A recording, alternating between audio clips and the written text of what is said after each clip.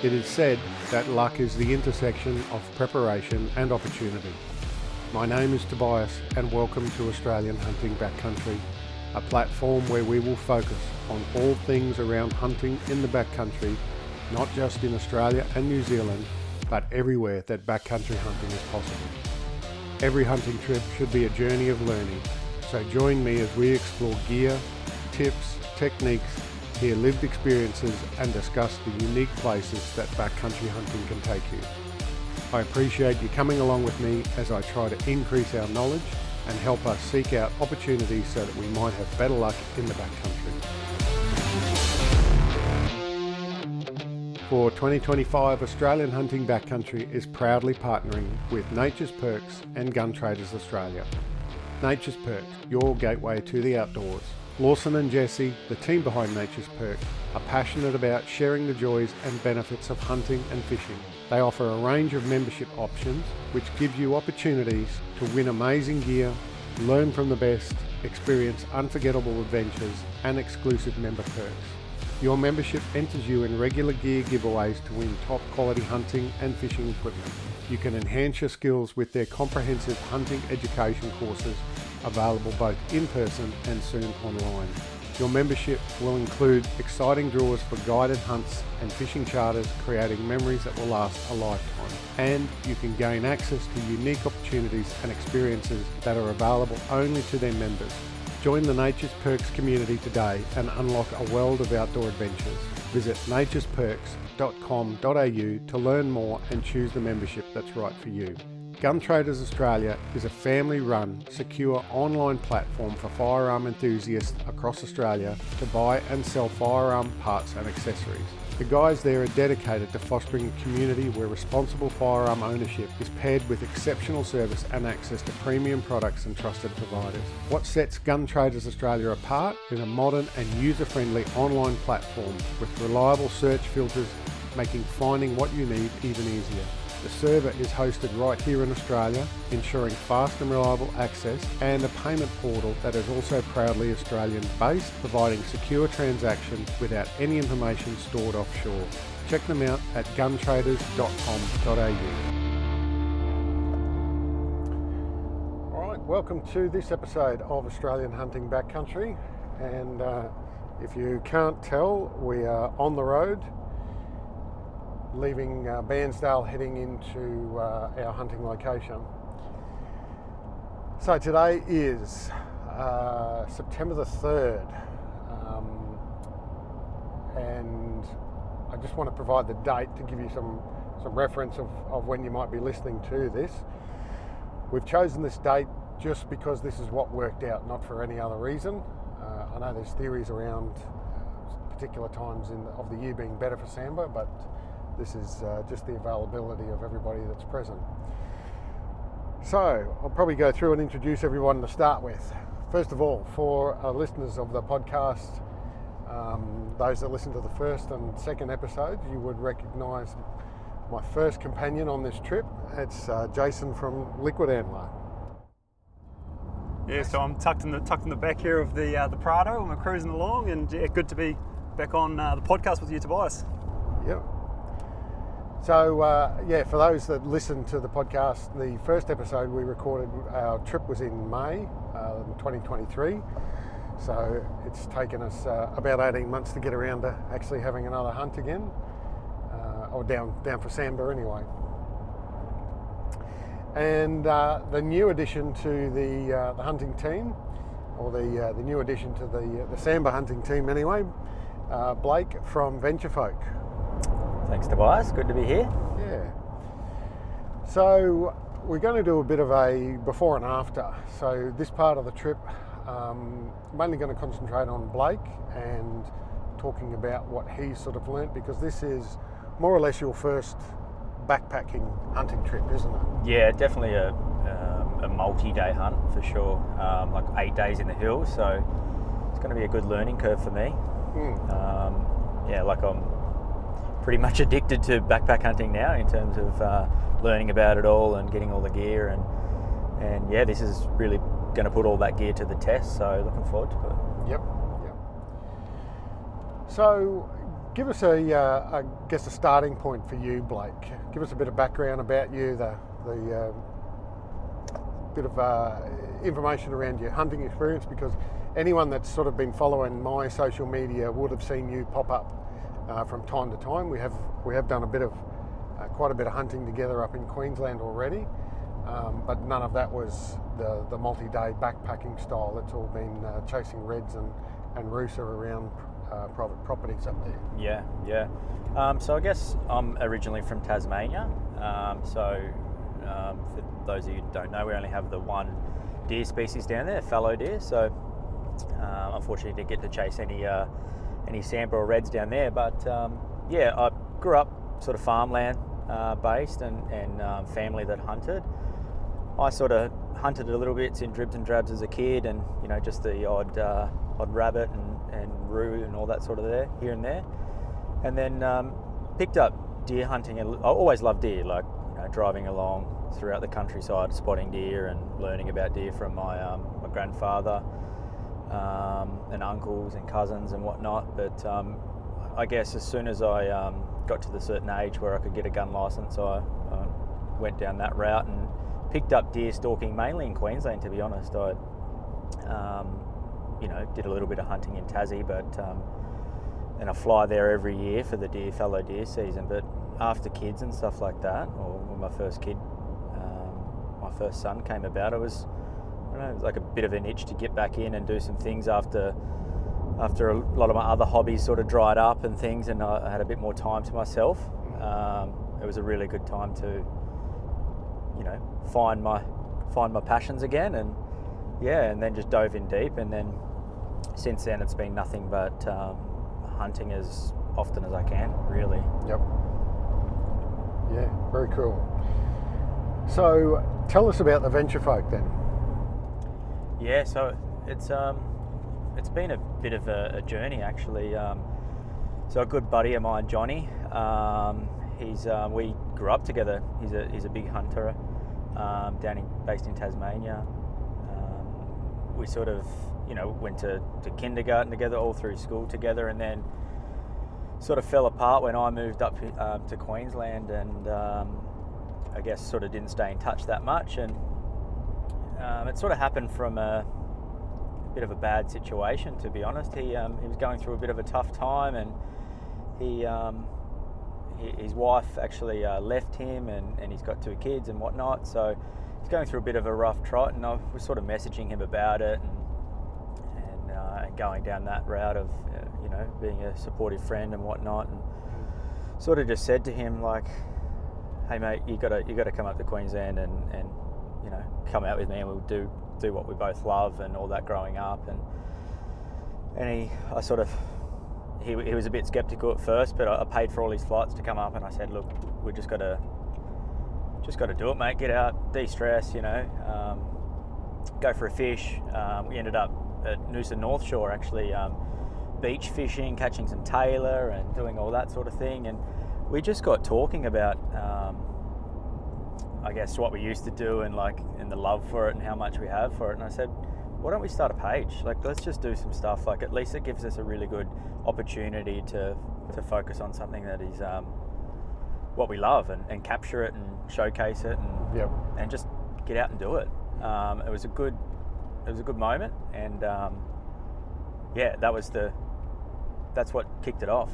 And then ever since then, we sort of started to do a little bit of fishing and stuff like that. And he was down in Tassie doing a lot of hunting with fallow and stuff, and I was doing some hunting up here, in Queensland for reds and stuff like that with yourself, Tobias. And we just gathered a lot of content, and that's how it started. And the rest is history. I now fly around and do it every year on the Tassie fallow season. I fly down there every year, and we hunt together as a group.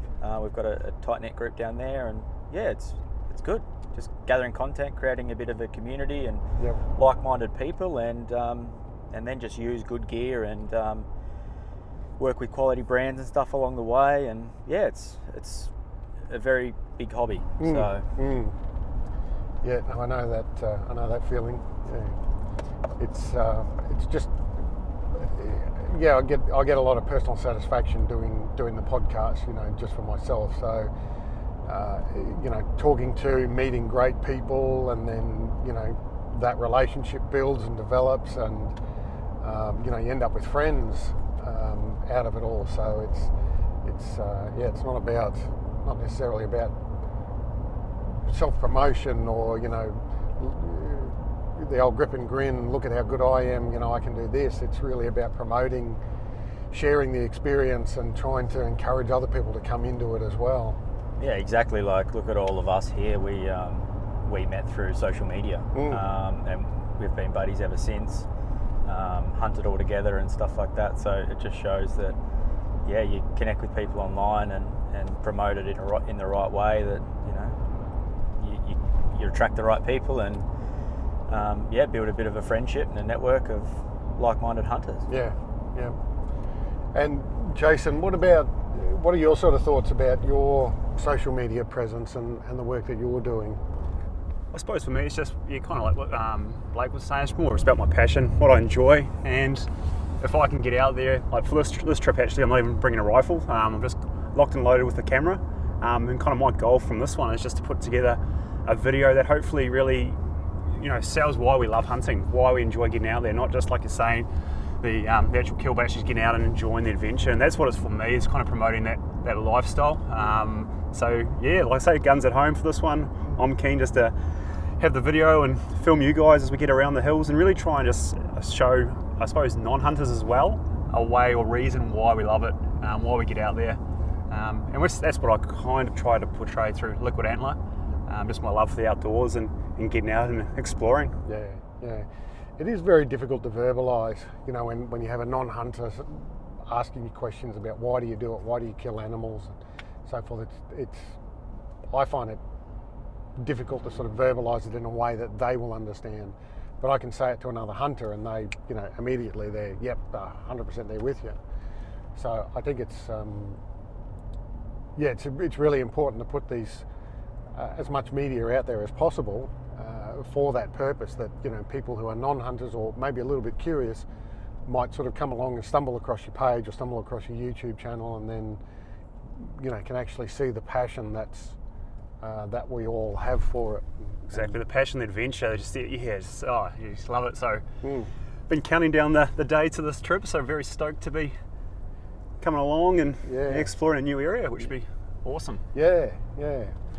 So I guess going back to last year, Blake, you were invited on the trip with Jason and I in May last year, and unfortunately a couple of things sort of happened for you, and you couldn't make it due to other commitments.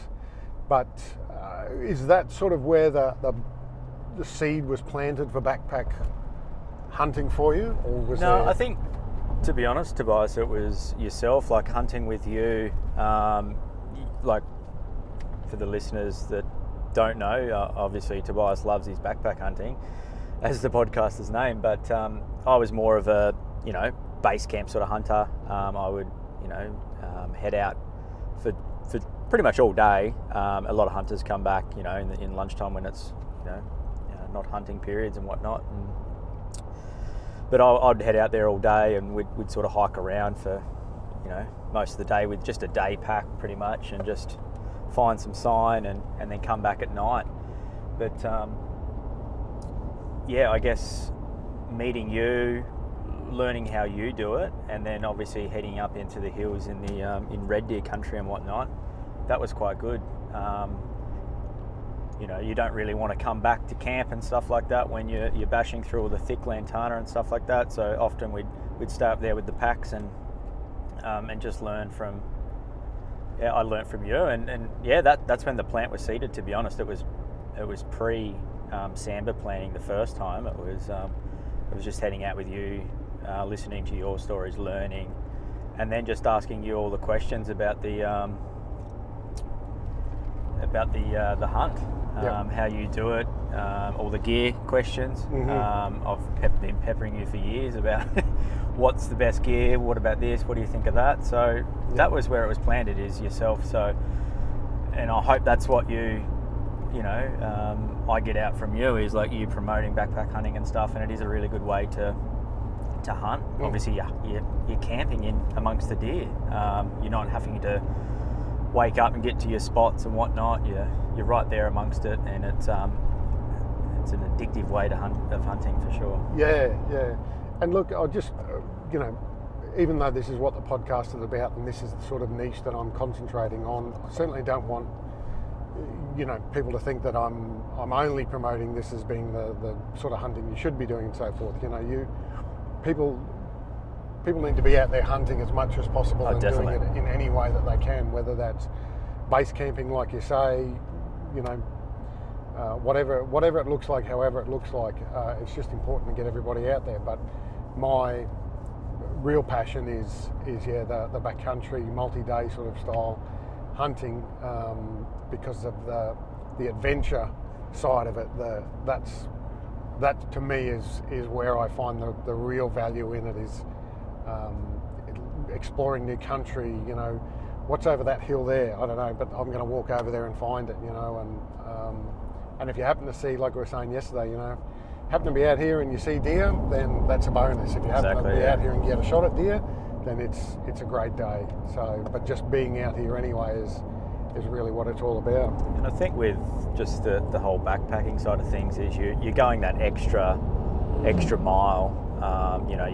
With the base camping side of things, from what I've learned is, you're going in for the day and then you've got to think about getting back at a reasonable time and stuff like that. So you can only go so far. So it just allows you to see a little bit more country, I guess, be a little bit more nimble, and explore that little bit further. Like you said, what's over the next ridge? Let's just go check it out. Yeah. And then stay over there. So yeah, it's addictive because you are mobile and you can pick up camp and go where you need to go. Yep. And we're all sort of the same mindset, that we're influenced by very similar people, if not the same people on YouTube. Like we've been talking about on the trip already, the Brian Call gritty films that he makes, Jay Wilds, the other fellas that are in Victoria. There's quite a few of them I could list off, but we were just talking about one this morning actually. What was that?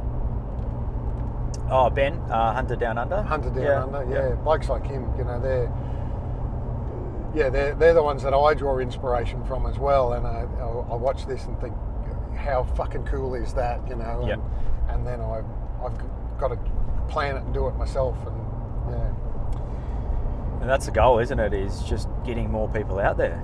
Us talking about it and stuff is one thing, but taking that little bit of, inspiration from others and then just going out and trying it yourself and getting out there and learning and asking questions. Don't be afraid to ask questions, and learn it. Like I'm going from one style of hunting to another, and yes, it's a learning curve, but you got to be in it to win it. You give it a go and get out there. Yeah, that's right. Yeah. You're not going to shoot a deer sitting on your lounge room. Well, look at us. We've flown all the way down from Queensland to Melbourne. Now we're on about a 5-hour drive. Just all for the love of it, I suppose. So. Yeah, exactly. And like we say, we're Queenslanders coming down to Samba country. It's a big commitment. We've got family and wives and stuff at home. So it's like it's one of those things where you just got to give it a go. Got to take a risk. Yeah, like 2 days ago it was 33, 35 degrees, and then last night it's 6 degrees and blowing and raining down here. So and we've managed to just dodge a bit of a weather front, I suppose, that's come through Victoria, damaging winds right through the state, and luckily we seem to have picked a pretty good weather window. Yeah, and I guess that's one of the disadvantages about being in Queensland, is that we've got to plan these trips months and months in advance, and you've kind of just got to take what you're given. So if it's bucketing down rain and blowing, then we've either got to go out there and hunt in it, or sit in a hotel room and wait it out. But we don't have the advantage of only being able to drive a couple of hours down the road, and then if the weather's bad, we turn around and go home and wait until tomorrow or something. Yeah, only a 2.5 hour flight and a 6 hour drive. Yeah, we're there. Yeah. So I guess if we can start talking about gear and logistics, for for you, Blake. So, like I said, I sort of want to do a bit of a before and after. So this recording is going to be pre-hunt, and then we'll try and do one post-hunt. We may do a recording somewhere in the middle of the hunt, depending on what happens, but that might be a whole separate episode. This one, I sort of want to pick your brain about what you're thinking when you're going in, or before you're going in, and then the lessons learned post-hunt. So the big three that I always usually sort of start with are the 3 Bs. So boots, backpack, and bedding. Yep. So start with those. Tell us what you're running there and what your sort of thought process was around why you picked those. Yeah. So in terms of boots, I'm running the lower Rangers GTXs. Look, it took me a couple of sets of boots to get to that level. To be honest, I had just your cheap sort of Hunter's Element ones and a few other cheaper versions, and they just didn't last. Being in the hills all day, some of the places we hunted in Tasmania were quite steep, especially on one particular property, and I blew out a few boots on each season, and just ended up with the Lowers, mainly because of their comfort. So it was a very comfortable boot. Obviously the Rangers are very well known, so I went with those, and they've been great ever since. I've had them for a year and a half, many hunts in them, and they're going really well. Didn't want to go like the Tibets because I'm not doing that much alpine sort of stuff, and they're a bit stiff for me, but the Rangers are a good mix for the type of hunting I'm doing. Yep. In terms of bedding, I'm running the Nemo Zoom Ultralight Mat, and I'm also running the Domex Halo XL, which is their cold version sleeping bag. Yep. Really light, full down, super comfortable, rated to -10. And that sleeping mat, is that insulated as well? Yeah, the R value? The R value is 3.4. Okay. 4.3. Yep. It's 4.3. Get them mixed up, but quite a good R value for it. Very light. Stayed on it a few times. Not in colder temperatures, probably 3 degrees or so, but nothing below 0 or anything yet. It's fine. Obviously I've learnt a little bit there with not going too tight and just getting a good... There's a fine line between a good sleep and a bad sleep based on how much air you have in it. Yeah. I've got the right air in it now. Played around with pillows a little bit. Had a couple of bad nights with... I'm a side sleeper, so I had a couple of bad nights with some just basic, what are they, the blow-up pillows. Like I got a Big Agnes inflatable air pillow, and that was a bit bouncy for me, and just, my neck was cramped a bit, and I needed to just come up in height. So I ended up with the Nemo Philo pillow, and then I just stacked it with just one of those self-inflating foam ones. Like I think it's a Mountain Designs one, and then I just inflate that, and then I actually put like an old neck gaiter over the two. Oh yeah, yep. Just to cinch them together, and then that's worked a treat. And I just stuffed that inside my hood of my sleeping bag, and it's awesome. It works well. Keeps it in place. Yeah, and it's just that right height for side sleepers, so you're not cramped over too much, and you're putting pressure on your neck, and just get a nice sleep. Yep. I know we had quite a bit of back and forth discussion about that because you were sort of picking my brains about it, and I'm a back sleeper, so it's pillows aren't really a big issue for me. But in the research that I was doing, Mindful Hunter, Jay Nichol, he's a side sleeper as well, so he identified it as being an issue for him, and how he sort of operates. He's always trying new things and trying to get everything dialed right in. So he had a couple of good sort of suggestions. That I was able to sort of point you towards as well. Yeah, so. I think what was the other one? The Z-Packs. Is it Z-Packs? Yeah, Z-Packs have got a pillow. The stuff one, Yeah, stuff sack sort of thing. So I was looking at that, and then stumbled across the Nemo Philo, which is a good combination. It's still low, but it's just stacking it up. I still get that top layer that's really nice and works well. Yep. And shelter, was it? Yeah. So part of the bedding is the shelter. Yep. So shelter, I'm running the Big Agnes Copper Spur 2-man in the ultralight. That's been really good. Look, I went with that because it was that next level of purchasing price. Like it was up there in price, but they had a bit of a discount on it. Yep. So it made it more achievable for me. And I wanted a 2-person, something that I can sort of store my pack in the inside of the annex as well, without getting too damaged or anything in the weather. And yeah, just ended up with that.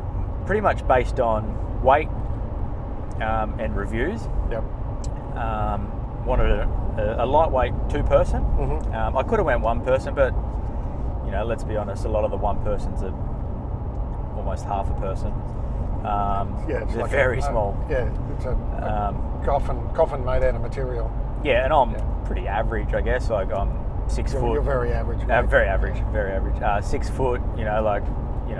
Not crazy big or anything like that, but I couldn't really. I don't think I'd have a good night's sleep in a 1-man tent. I'd be tossing and turning and feel a bit claustrophobic. But that 2-person gives me that extra wiggle room. Yep. So that's good.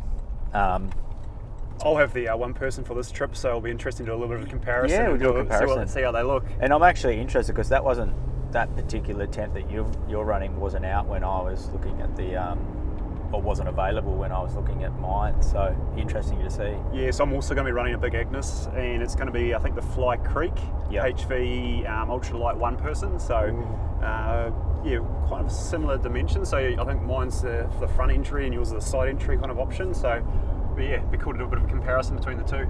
Yeah, so the big turning point with why I went that was just that annex out the front as well.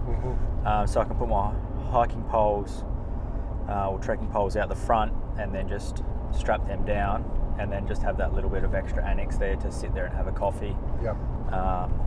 And then just have my pack underneath it and out of the weather. And it's got enough room. It's got heaps of pockets in it. Just for like your headlamp. They've thought of a fair bit of stuff. Yeah, Big Agnes are very good with that.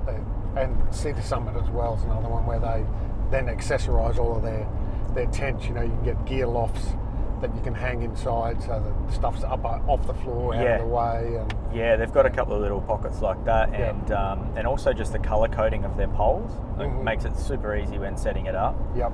Because we did have to set it up in the dark one night. And was that the first time? No, that wasn't the first time. No, there's a couple of times after that. Yeah.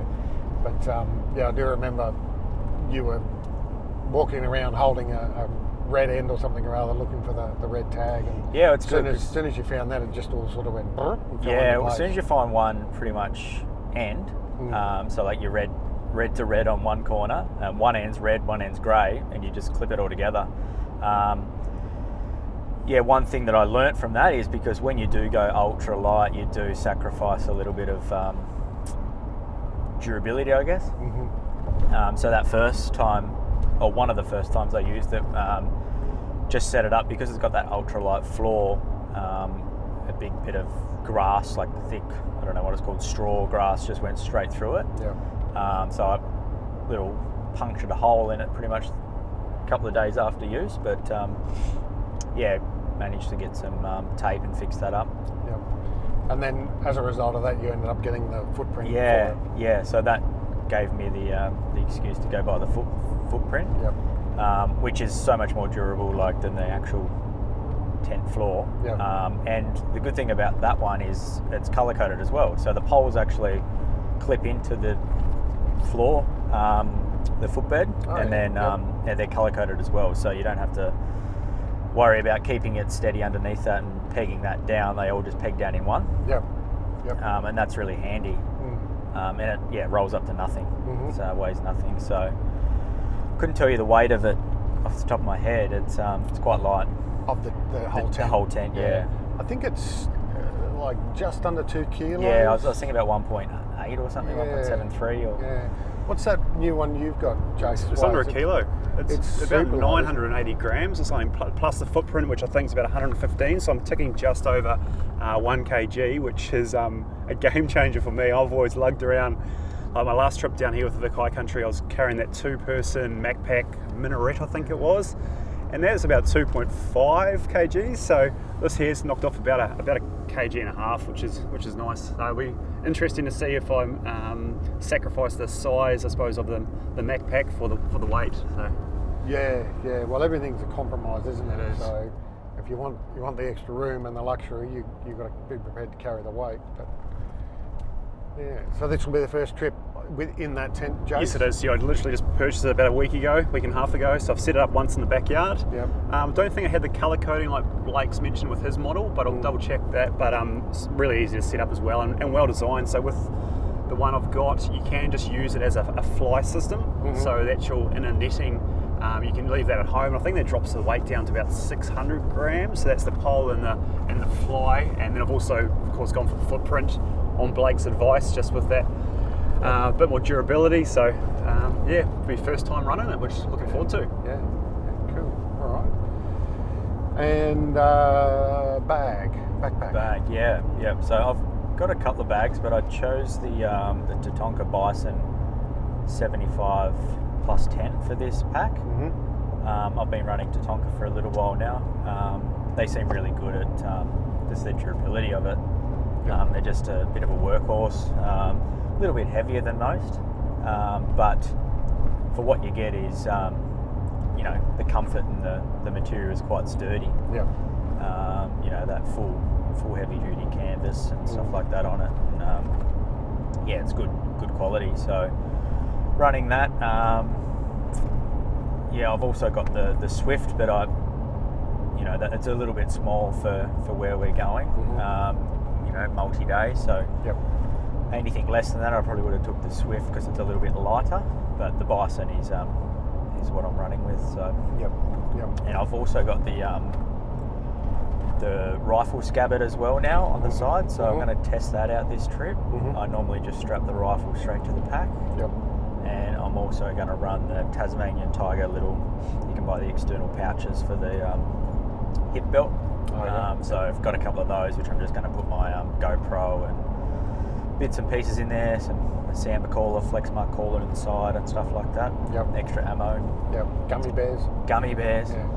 Yeah, just those little things there. But that's handy, just quick access. And you are running a new pack too on this trip, Jace? Yeah, so last trip we did down the Vic High Country, I was running the Tatonka Bison, same as Blake's running. But for this one, I'll be running the Tatonka Modulus. So that's their modular system that their packs can actually detach from the frame. So for our hike in, I'm going to be running the 75 plus 10 pack that attaches to the frame.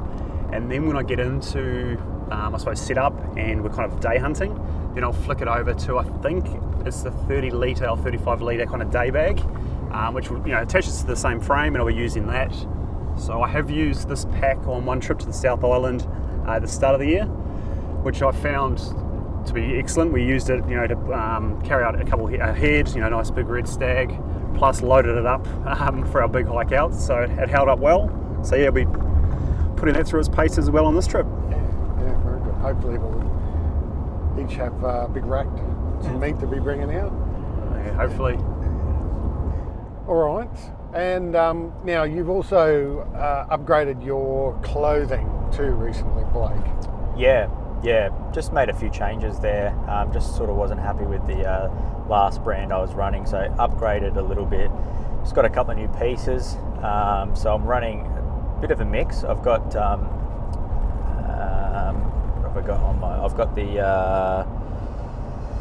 the merino layer is my bushbuck stuff. So I'm running that, and they do you call it a combat merino range, which is like a bit more heavier duty merino, not as thin, it's a little bit thicker.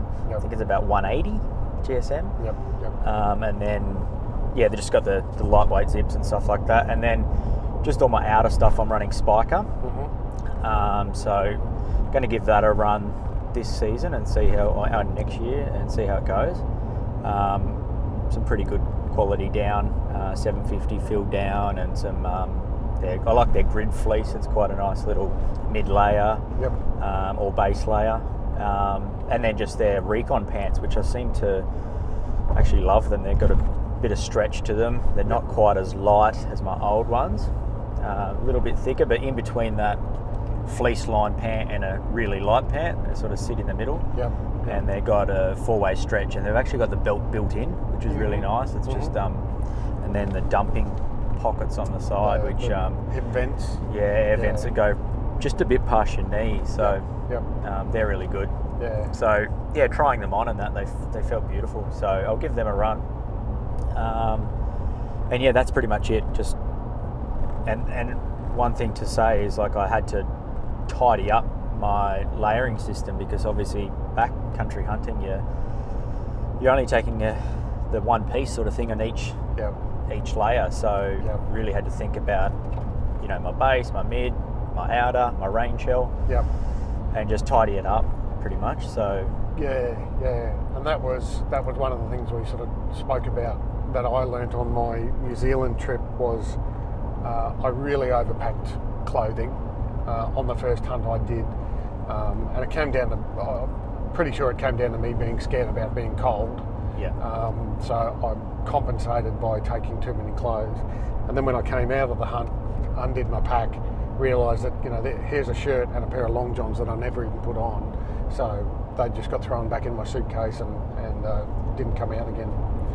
Yeah, I think that's the thing with quality gear as well. Even though it seems like you might be cold, the quality gear keeps you warm if you've got the right stuff. So now, Jason, you are veering away from your heritage and wearing long pants on this trip. I actually didn't recognise him when he rocked up the pants. I am. So just trying something a little bit different this time. So I have packed the pants, the thermals and the shorts in the pack. I have been humming and hawing if I do take them in or not.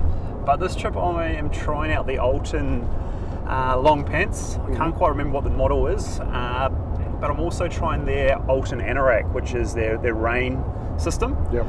Just trying something a bit totally different. I've always been a hunter kind of guy through and through, but just seeing what other options there are out there. And often some of these ultralight trekking or hiking companies, I think potentially can integrate quite well into the hunting kind of environment. I think we often get a little bit potentially follow down the hunting brand route, but there may be some other alternatives that are a little bit lighter, maybe some newer technology. So yeah, I'm definitely trying out the Alton gear this trip, and we'll see how it goes. Yeah. I know the Exo boys. They used to rate the Prana Zion pants, which are basically yoga company that made really flexible, lightweight pants. And so there'd be, hundreds, if not thousands, of hunters in America that are probably running the same sort of pants. My only, whilst I don't object to that, my personal sort of ethos, I guess, is that I want to support companies that are either hunting companies or that openly support hunters. Yeah. And Sam's been on the podcast before from Alton. He's been on Accurate Hunts, Dodgers podcast as well. So, he's very open in supporting the hunting community as well. So, yeah, in that aspect, more than happy I'll give you permission to be wearing the Alton pants. Thanks, Tobias. I know, I'll be interesting to do it looks like there's a bit of wet weather planned during our trip, so it'll be good just to really test it out. And because I have found traditionally with some of the hunting gear, it can get quite heavy and waterlogged, especially in those wet weather. They're kind of designed for being stealthy, but at the same time, then you kind of lose a little bit of the waterproof, I suppose, or water shedding capability. So it'll be interesting to see how this Anorak holds up on this trip. Yeah. After New Zealand, I made a trip over to Alton, and I got one of their dual wall titanium mugs. Okay, yes. I had a lightweight Cedar Summit insulated plastic mug in New Zealand, and that was great. There was nothing wrong with it, except for the fact that it lost heat very quickly. So when I wanted to sit down and just enjoy a cup of coffee, let me me say that again. Cup of coffee? Yeah. That's fine. One of them. When I wanted to enjoy a cup of coffee or a hot chocolate, by the time I got to if you were sitting there just sipping it slowly, by the time I got to the end of it, it was cold. Or lukewarm. So I'm giving the dual wall titanium Alton mug a go this trip to see if it helps to retain the heat in that drink. All right, so now, very important, because this was a recent conversation we had, jocks. How did you go with the jocks in the end? Well, look, I ended up heading to the good old Faithfuls and went to Bonds. Mm-hmm. And I just didn't want the thick cotton stuff, that's going to sweat and carry on and all that. And so hold the moisture. Hold the moisture. Yep. So yeah, just went with like their best, basically active wear sort of jocks. Mm-hmm. Bit of stretch, bit of comfort. Yep. Nice support. Yep. Yeah. And you didn't go with the merino in the end, obviously. No. Out of your advice. Yeah. Didn't go with that one. Yeah. They are like expensive as hell too, like $50-$60 just a pair. Hang on. Oh, we were supposed to turn off there. Turn off, yeah. Nah, too busy talking about underwear. That's all good. We'll do a U-turn when we can. I'd say we can still go forward, maybe. Yeah, don't know. It's rerouted us. That's right, we can turn around up here. Because that didn't look like a main turn off with no sign for the spot, but Yeah. we've done it again. Maybe I've shot it. Oh, we'll go back. That might have just been I'm just having a quick squiz now. You guys carry on. I'll let you know. My experience with the merinos was that they weren't the best option. Yeah. I like the merino ability to keep you warm and to wick away moisture and to stay fresh as well. Yeah. All good? Yep. Okay. But yeah, I just found that the merino stretched, and in terms of underwear, it wasn't the best material because of that. And Joe, this was one of the conversations we had in the car yesterday as well. Jason, you were talking about running cotton underwear for years and problems with it. I don't know what I was thinking. For years I've run cotton jocks, and I suppose I've had quite serious issues with chafing in that over the years. For some reason I just kept running cotton. Like you were saying before, once they get wet, they're an absolute nightmare. They're a waste of time. And yes, I'm running the same kind of Bond Sports ones that sounds like Blake's running. Mm-hmm. Because once you get chafing, it is a nightmare. Yeah. It is a showstopper at times. It is the pain, how painful it can come is Yeah. Chafing and blisters, it's amazing how debilitating they are, and it's so easily avoidable, but it's once it happens, it's it can end a hunt. Certainly put a big dampener on it anyway. Yeah. And have you, now you were looking at the Swazi socks as well? Yeah, They're sort of technical merino socks. Yeah, ended up with the Swazi, I think they're called the Ranger socks. Mm-hmm. They're like a midweight merino with just the cushioning on the right parts, just up the shin and on the heel and whatnot. So they're right and left foot socks. So they're quite fitted.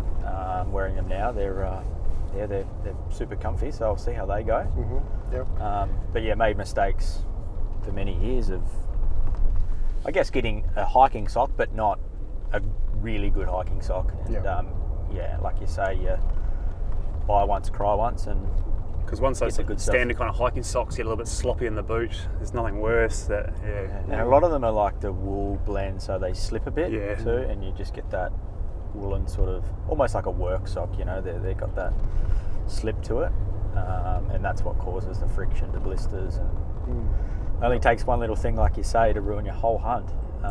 You're up there for a few days. You got a blister on the first day. You're stuffed. I've had some cracking blisters from having the wrong boots and the wrong sock set up and so forth as well. And it doesn't. I wouldn't say it ruins your hunt, but it certainly prevents you from doing things that you would normally do. Walking further and and exploring and that sort of thing. You're spending more time thinking about your blister and trying to not make it hurt than looking for deer. Yeah. One trip I just gave up one day and just went and sat down in the creek with my feet in the creek and just tried to ease the pain. And are you running a lining sock as well? No, just running the merinos. Just raw dogging? Yeah, raw dogging it. Yeah. I found, like, I haven't had any issues with good socks and those lower ranges. Mm-hmm. So I'm just going to stick with that without trying something additional and then maybe coming up with a problem later on. But yeah, I haven't had any issues, touch wood, with good merino socks and just the boots. Yep. And what did you end up doing for gloves? Yeah, so I've got a couple of glove options actually. I've got like a mid-weight one that's like cold, but I can still use my hands. Yep. On the rifle and binos and whatnot, and then I've got a thicker, more insulated set for windproofing and more glassing from the tops, which is Spiker. I've got the Spiker insulated puffy gloves, I think, whatever they're called. And I've also got a merino just liner as well, just in case. So I can always stack them all together if I am super cold, but I still want to use my hands if I need to shoot or something like that. Yeah. And one of the other things that we've sort of been talking about is that we're interested to see where Spiker are going to go in the future because, as we know, they have a new marketing manager. Yeah, for sure. Yeah. So interested to see what, I don't know whether we can say a name, I don't know whether it's been officially released yet, but let's just say that people in the hunting community will most likely know this person that's in this position and will be quite excited by it. So yeah. I think they do a really good job, and like I said, I think especially with what we're doing is sort of a little bit more technical hunting, would you say, like a lighter weight, trying to find those really particular pieces. I think this person's very experienced in that field too, so hopefully bring some technical knowledge as well as advanced gear or expedition ranges and stuff like that. So excited to see what happens there. A good foundation in hunting as well. So and look, I like to support being an Aussie brand as well. I'm looking forward to seeing where it goes and what's going on. So all right, and now the rifle setup. So a little while ago you decided you wanted to upgrade your rifle and get something that was a little bit more sambar capable. Yep. So after a lot of debating, you settled on a rifle which you've used a couple of times already. So you've blooded it, but just not on sambar. Not on sambar. Yeah. So give us a rundown on what you're carrying there. Yeah. So I went with the Browning X-Bolt in the Ovix camo. In a 7mm Rem mag. Reason why I went the 7mm Rem mag is I kind of want to, not that I was running a 308. 308's more than capable. I just had a lot of, probably due to the scope and whatnot, but I had a lot of issues with just longer range stuff. Not that I'm a long range expert or anything like that, but I do want to get into a little bit, stretch the legs a little bit more. And wanted a lighter rifle as well, so I didn't want to get two 308s, so I ended up with a 7mm Rem mag just in a lightweight package that can then stretch the legs if I need to.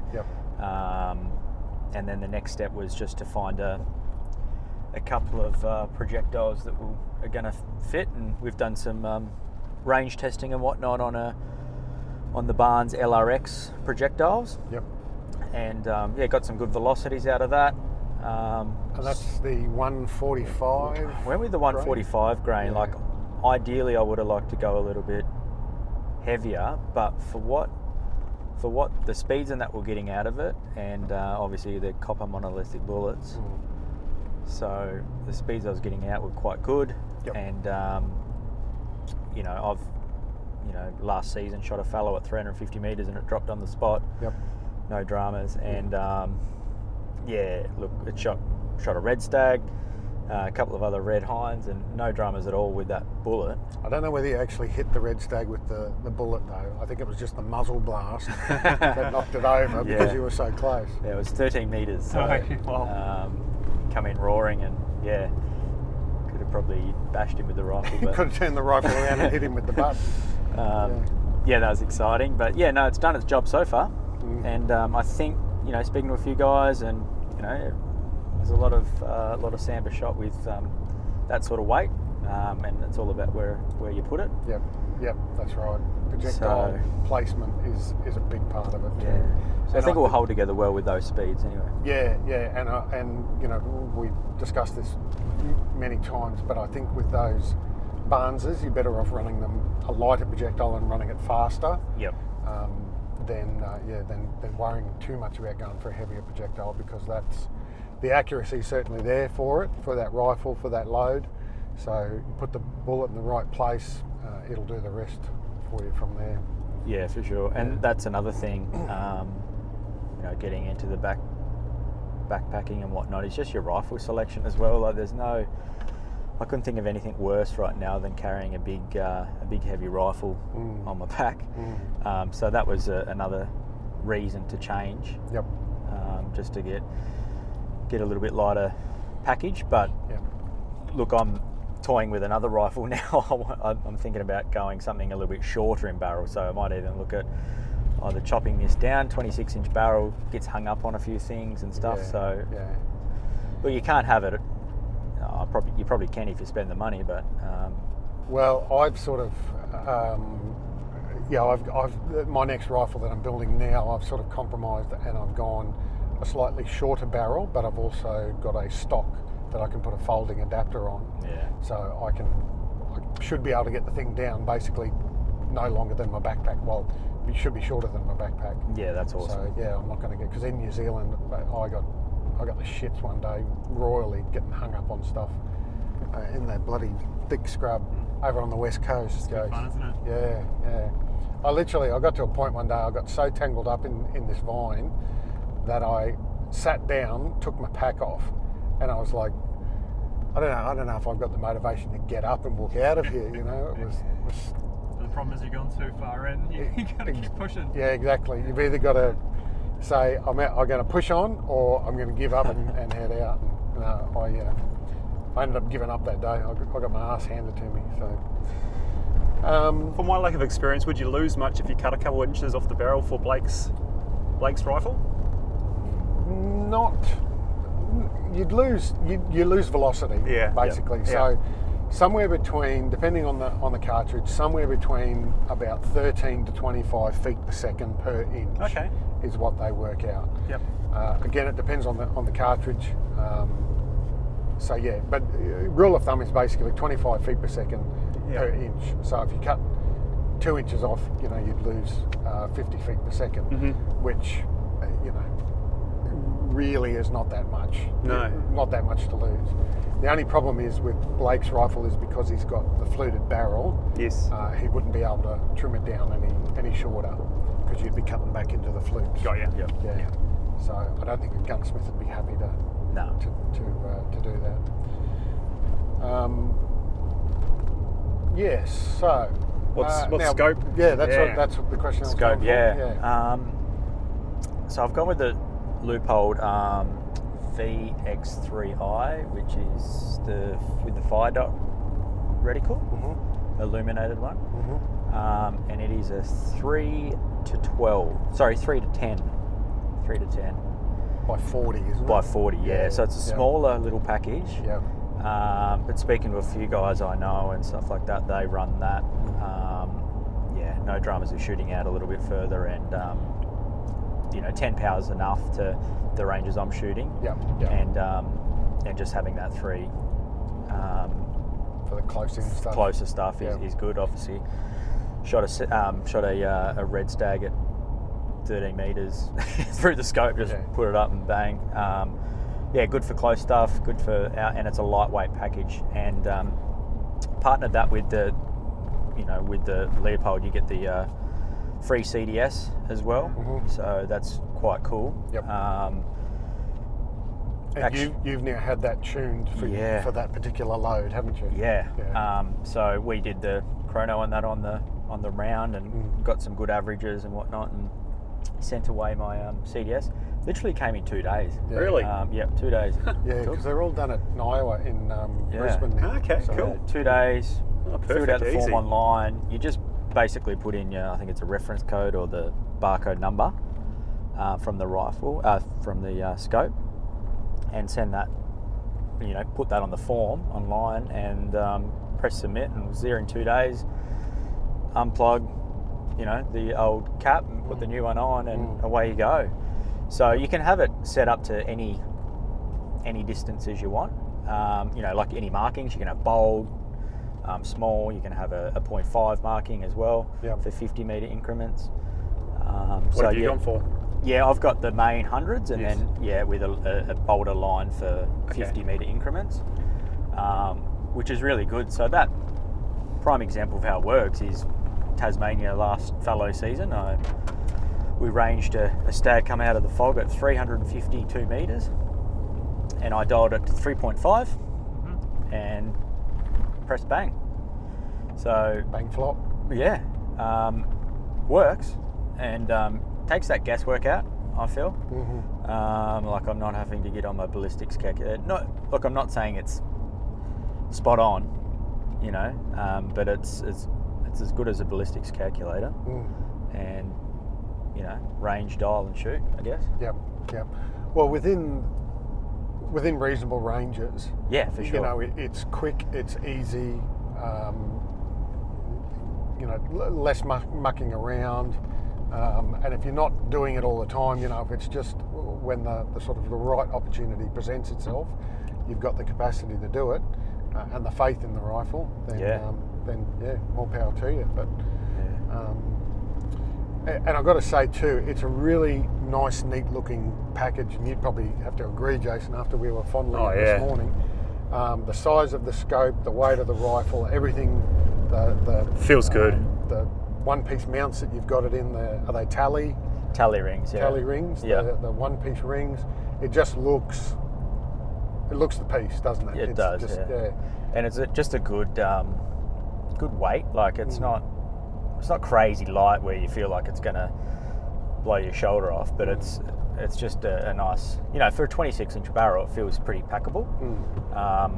Like I said, ideally an inch or two off would be ideal, but you can't have it all. Yeah. And in terms of the other optics that you're running, the binos and the rangefinder. Yep. So I'm running the Zeiss Terra EDs, I think they are.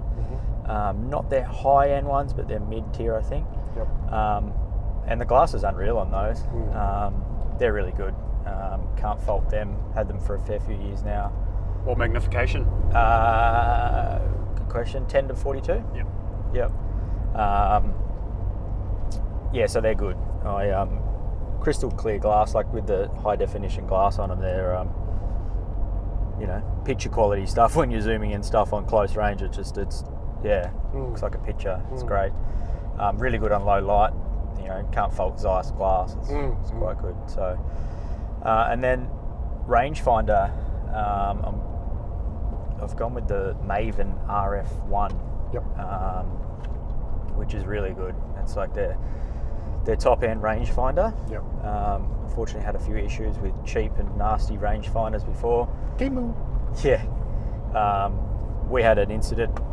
I think I mentioned it previously. Don't talk about the war. Yeah. Look, the rangefinder failed, and then I didn't know the distance properly. That's the result, and missed a stag. Quite a handy stag, and missed it because I shot underneath it because it was meant to be misranged. 350. It was meant to be 350 instead of 250, and just ranged it at 250 and held it straight on it, and went under it. So that happens. Yeah.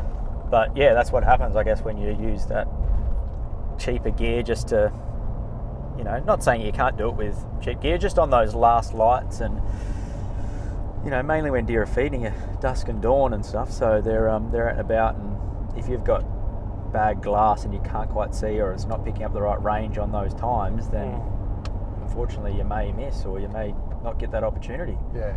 And it's just, you know, and hard lesson. we should point out that was not a sort of a hunting branded. No, it was just a cheap. rangefinder. To be honest, I think it was like a Kogan rangefinder, like a couple $100, and you know, More for golf. yeah. But you know, that was our backup because someone actually forgot their binos and rangefinders. The plot thickens. I'll be editing that bit out of the podcast. Yeah. And what's the range in those Maven one? The Maven rangefinder you got? 2400. Actually, yeah.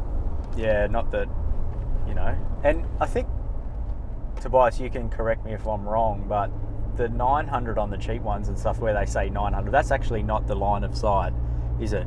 There's some technical stuff there. I think it's, I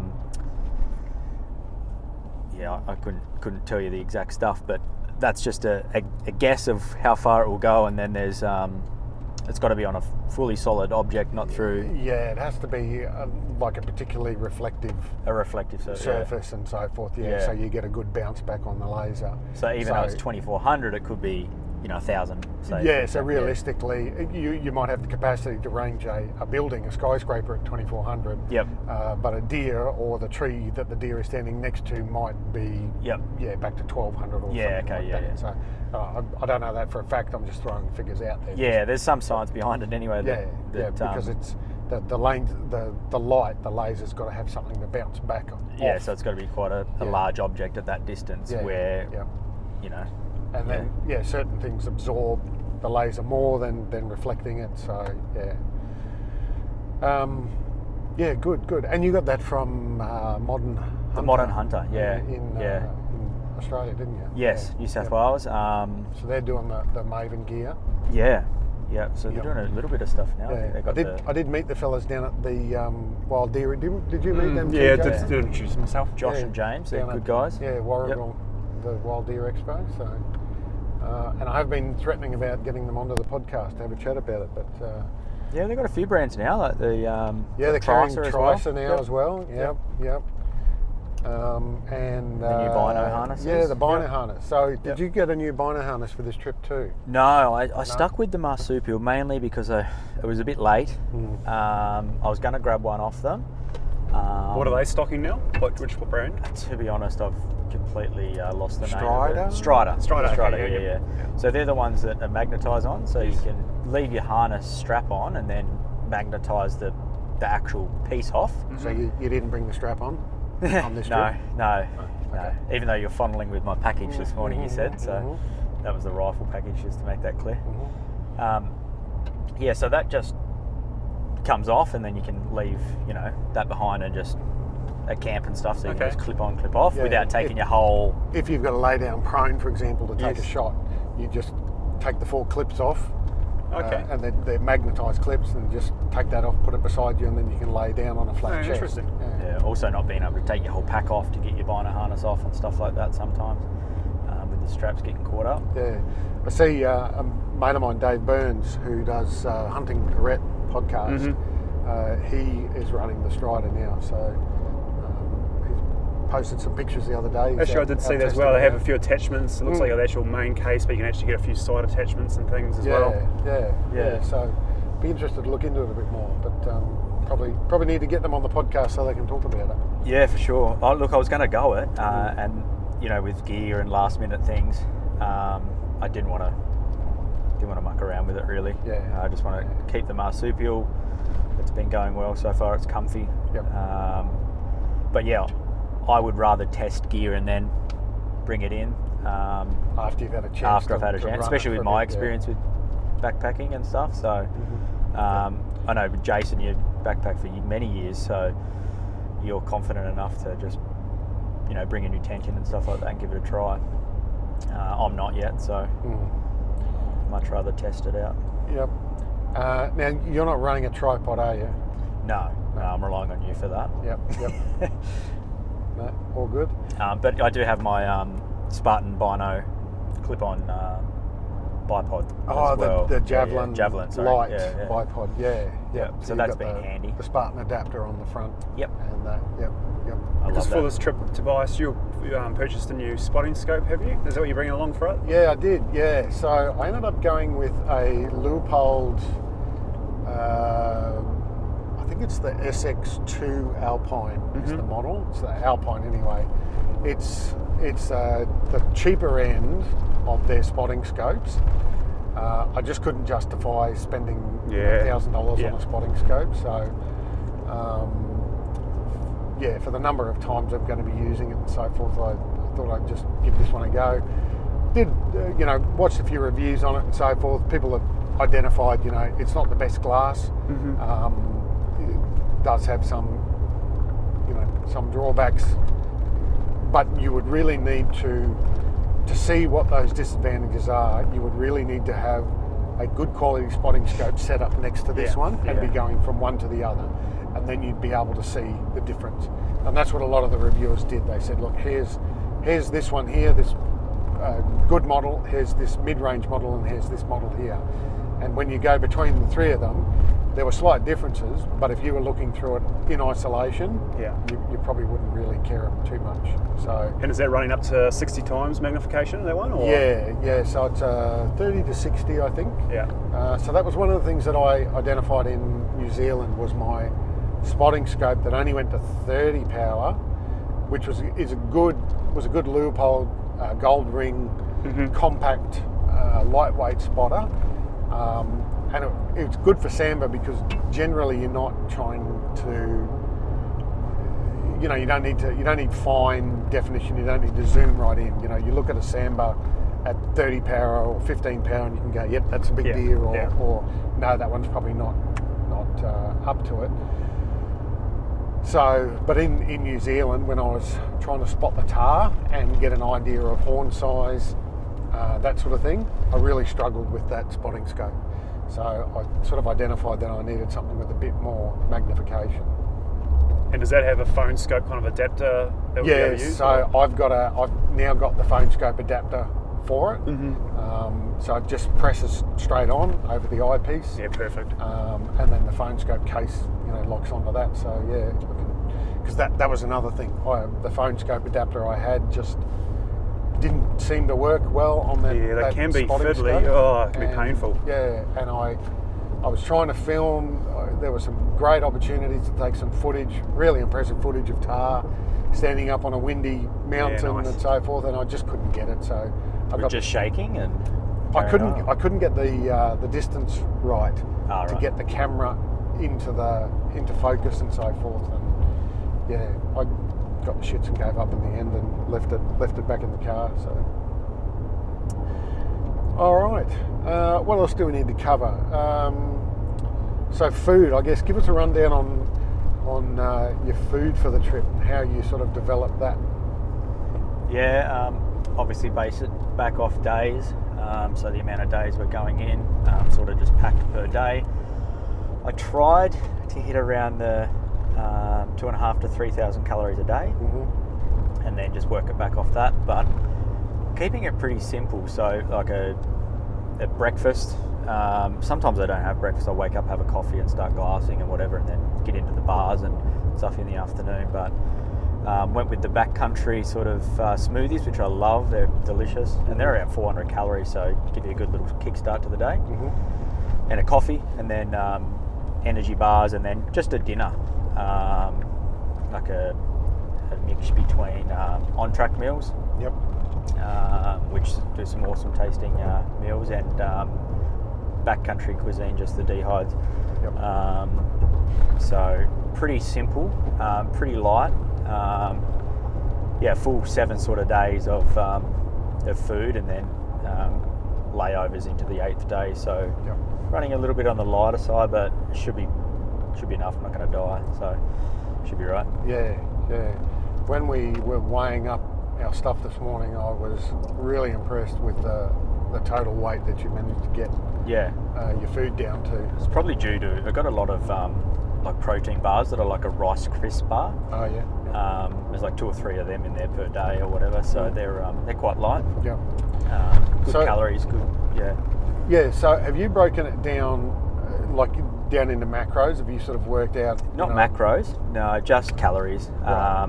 I know that there's some pretty good quality carbs, sodium and protein in my meals, like the dinners, and a couple of protein bars, a couple of Cliff bars, some lollies for sugar, carbs, and then just the breakfast. And Yep. look, I could definitely sit there and eat it all day. Like in terms of glassing, I could probably eat a whole day pretty quick. Yep. But I'm not going to. Yeah. I'm going to have to pace myself. Food is pretty much fuel for me at this stage. Like I'm not taking any luxury items in. Yep. Although we are bringing in a couple of the Go Packs, the backcountry meal, on-track meals. Sorry, the what they call the ration packs. They're packs. So they've got some pretty tasty stuff in them. Yeah. Yep. Some M&Ms and bits and pieces. So looking forward to diving into one of those on the last day. Yeah, Brody Miller from Go Hunt. His quote is, "Food is fuel, not fun." Yeah. So he just looks at the calories and puts it into his mouth. Yeah, pretty much. Like I was thinking that level because I watched a lot of the Go Hunt guys, and they're just putting almond butter on some, the little waffles or whatever, the stinger bars or whatever they call them. Yep. LCM bar with just some almond butter on top, like hot pack full of calories, and just get it into you. Yeah. So I'm sort of running lighter. I'm not having, wraps and bagels or whatever for lunch. I'm definitely just a breakfast, a dinner, and then in between is 2 or 3 bars to get me through, and a Cliff bar. Pretty high calories. And then, just hydration wise, just running some on-track Summit hydration sticks just in my water bottle. Even brought some amino acids and stuff like that, some BCAAs for a bit of focus and recovery for the days on the hill. So I might just smash that before bed and have a nice big on-track meal and hit the hay. Yeah. But pretty light, but I'll be fine. But just worked out my days, put them into zip seal bags, and then just pretty much mimic day one across 7. It just keeps it easy. Yep. You're not guessing calories or whatever. Once I do it long enough, I can experiment. I know what my body needs and what not. But judging on what my body needs, based off my, BMI and whatnot, is about 2,000 calories my body needs. So I'm going to burn a lot more than that. So up that to try and get around that 3,000. And I'm not far off it. I don't think. I just fell short of it. So if you have big days in the hill with a pack on and so forth, heavy pack, it's almost impossible to eat enough food to make up. A lot of days you'll be in a calorie deficit. 100%. Like I know in New Zealand I lost quite a bit of weight over there, so I just couldn't eat enough. And some days, particularly if you're hiking all day, you just don't feel like eating. Yeah. You just want to basically drink and have some gummy bears here and there. Yeah, and like you said, you're eating more glassing when you're not using energy. Yeah. Because you're bored and you're just sitting there glassing. Yeah, snacking away. Yeah. But you're right. Like I've got the Garmin watch, and like, not that it's accurate, it just goes off heart rate, but it tells you how many calories you burn. And some of the, like I think even the red deer who was pushing through Lantana and sweating all day, and all that, we were burning 5,000-6,000 calories a day. Which is crazy. You'd never eat that. But as long as you can get as much in and fats and stuff like that into you as you can, then you're laughing. Yeah. And Jason, you since our last trip, you had a discovery that's sort of changed the face of. It did. So your diet. Pretty much July last year, I think it was. I was diagnosed as a type 1 diabetic. So for those, I suppose, that don't really know about that, it's kind of a autoimmune disease that I can't help. Pretty much my autoimmune is attacking my pancreas, and what happens is that results in the insulin the amount of insulin my body's making is either reduced, which will eventually stop. Got diagnosed July last year, which was a huge shock. Thought the world was ending. my whole lifestyle, what I love to do, was going to be at risk. So it's taken me probably a good 9 to pretty much now to kind of get my body dialed in a little bit more. So previously I was very lax about food. Food was, I'd throw a bit in there, I could live off whatever, no dramas, I wasn't too worried. I suppose now, since the type 1 diagnosis, I'm having to inject insulin. So insulin that I'm injecting into my body is the way I can regulate the amount of glucose in my blood. So long story short, my diet is kind of critical. So first of all, having enough fuel for the hunt and the kind of the backpacking adventure, but also just for my actual health. So still kind of getting it dialed in, but what I'm currently doing is a bit more of, I suppose, a keto style. So all the meals I'll be having at night, they're Radix keto. That's because I'm going to bed. I don't want to pump my body full of carbohydrates. However, in the mornings I will be wanting to try and use some slow release carbs to fuel my body, and then also just a lot of sugary kind of supplies, lollies, things in close proximity, just to keep an eye on my levels. So unlike a year ago where I could just kind of not worry about it, I have to constantly be monitoring my blood glucose. And yeah, so it's definitely been a bit of a roller coaster. But yeah, it's one of those things that you kind of, once you actually process it and come to terms with it, then you just kind of look at it as a new challenge. And yeah, kind of I've managed to get it dialed in. So yeah, it's been an interesting one. And are you using a constant glucose monitor still? I am. So I've got that under my arm. Yep. So that kind of has a real-time Bluetooth to my phone, which will show my levels, about a 15-minute delay, but from that I can kind of keep a pretty good track on how my glucose are tracking. I also have a finger pricker with me, of course, just to double check it if I need. So that's my two kind of methods I'll be using to monitor my levels across the hunt, and also just keeping you guys in the loop. Just have to be a little bit more careful than what I was historically. I just go and go. I just can't do that anymore, so it's going to be a little bit more wary about what I suppose just pace myself, that I'm keeping an eye on what my body's telling me. Yeah.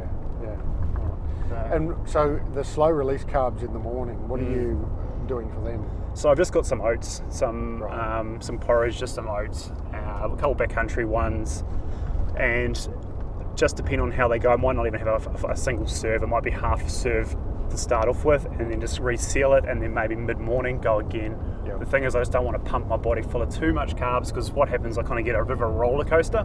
So all of a sudden then my carbs and my glucose spike, and then what happens, they'll start crashing. So I want to try and keep it as constant or kind of as stable as possible, which is quite a challenging act, because it's not just, I suppose, the food that kind of varies your glucose levels. It can also be things like temperature, stress, exertion. There's your sleep you had the previous night.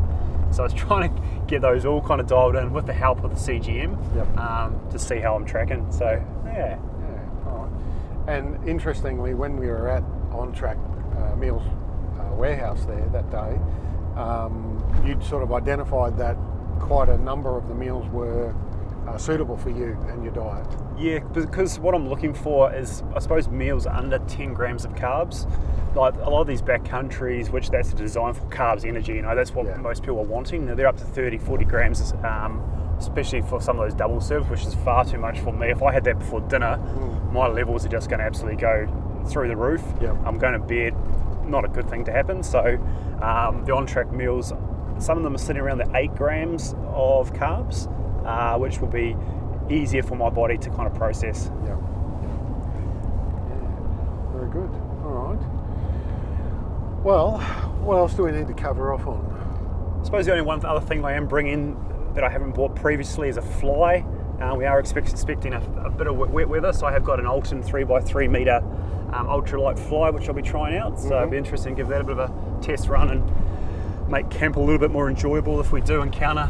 I think there is one day of 5 to 10 mil, so see how that holds up. Yeah, I got that little fly that I brought last time, and it's good good size when you're on your own, but 2 or more people in bad weather, you definitely need something a bit bigger. So yeah, that'll be interesting to throw that up and see how it goes. And I've looked at them because they're the new showroom's just down the road from me, basically. So I've been in there and looked at them, and I really like the design with the mid-tarp tie-out points and multiple tie-out points and that sort of thing. So I think they've done a good job with it.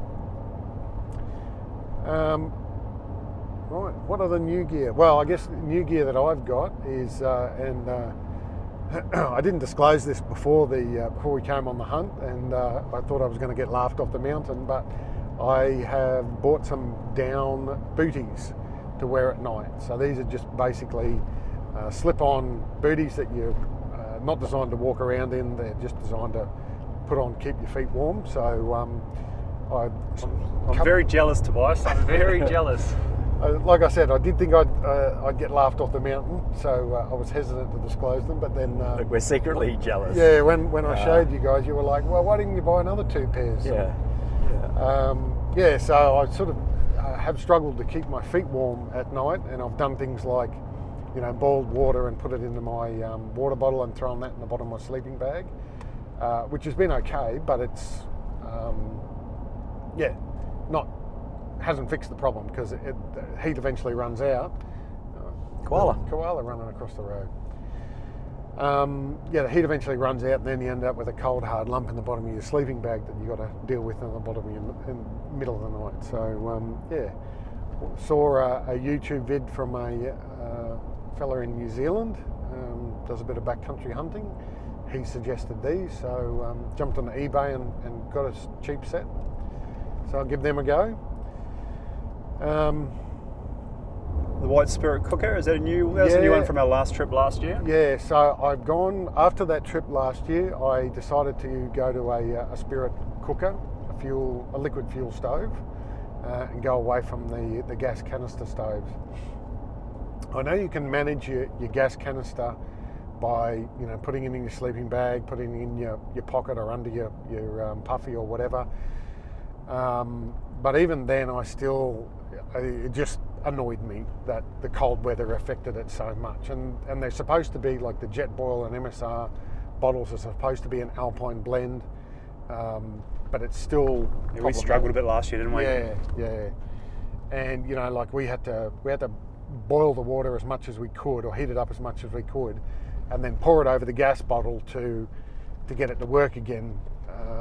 So you ended up wasting water. And anyway, just thought I'd try something different. And then when I went to New Zealand, I bought this liquid fuel stove. So I got the Soto Muka, or Muka, however you want to pronounce it, MUKA.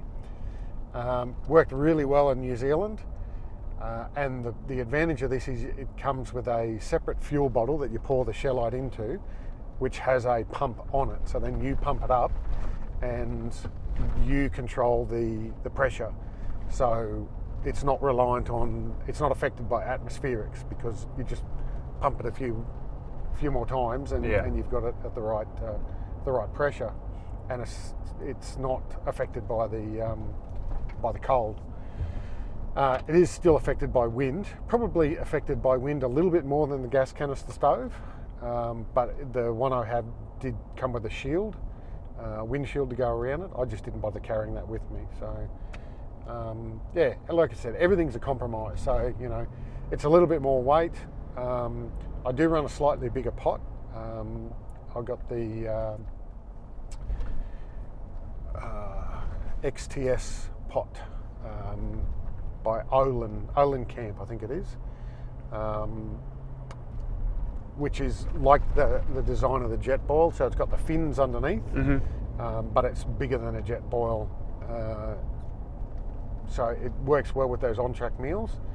They seem to fit in there. And if you're cooking your own meals or heating something up, cooking some rice or heating up a dehydrated meal, it's a slightly bigger pot. So that was one of the reasons I got that. But yeah, all in all, the system works well with the cup, the stove, the hose and so forth. It all fits within the pot. And then that goes in a little lightweight mesh bag, and then the fuel bottle is obviously separate. So because we're sharing the stove this trip, I brought 2 fuel bottles, so we've got plenty of fuel. Shouldn't be a problem like last time where we ran out on the last day and we couldn't have a hot cup of coffee. Yeah, we've also got the other little stoves too. So yeah. backup. So you guys have bought the other ones as a backup. So we'll probably put those in our packs when we go for a walk and away from camp, and want to have a cup of coffee or whatever. But for the main meals and so forth, we'll probably. That new one you've got comes with the windshield as well? Yeah, like so it's got a windshield that goes around it, and it's got a base plate as well. So you're supposed to put it on the base plate to stop, igniting grass and causing a fire. Obviously, in New Zealand, it wasn't a big issue. So I kind of use that then as the windshield sometimes. Yeah, that's quite handy because it rolls up in the pot, doesn't it? Yeah. When you used it last time, I was with you. Worked really well. Yeah. No, it's a good little system, but like I said, the trade-off is the extra weight. So it's nowhere near as light as like the Soto Windmaster with the titanium pot and a jet boil canister, but it's far more reliable and less troublesome. And it burns a lot less, doesn't it? Yeah, it's quite efficient and burns hot as. Yeah, you feel it right up. Which is, and probably that's the other issue as well, is that when you light it, there is a flare up because the fuel has to heat up first. So there's a small pipe that runs over the burner that the fuel gets pumped through. So as that heats up, it heats up the fuel, which then causes it to expand. Then it burns far more efficiently. So it's not a stove that you can use in the annex of a tent, or if you're using it under a tarp, you just have to be very careful about how much height there was, because there is that big flare up at the outset. Yep. So I suppose one thing I am noticing just as we drive our way in here, a bit drier than I was expecting. I've been looking at these side creeks, and the last couple, I know there's water in that one, which is encouraging. The last few have been pretty dry, but it'll be interesting to see what the water situation is as we kind of push up higher. So I guess why that's a good point to bring up, Jason. Why the water is relevant is that on this trip we've got a pack raft. Yeah. Yes. So something different, an addition to the kit. Try and add a bit more adventure. Yeah, a bit more adventure and a bit more open up a bit more access. So we do have to cross a significant creek or river. So I branched out and bought a pack raft from the young fella at Pack Raft Australia.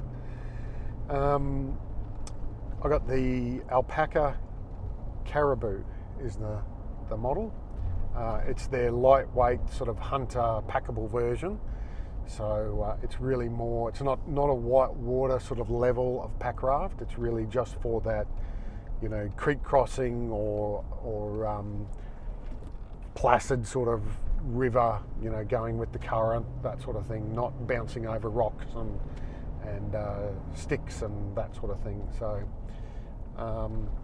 set it up in the lounge room the other night. And Experts. sent you guys the photo.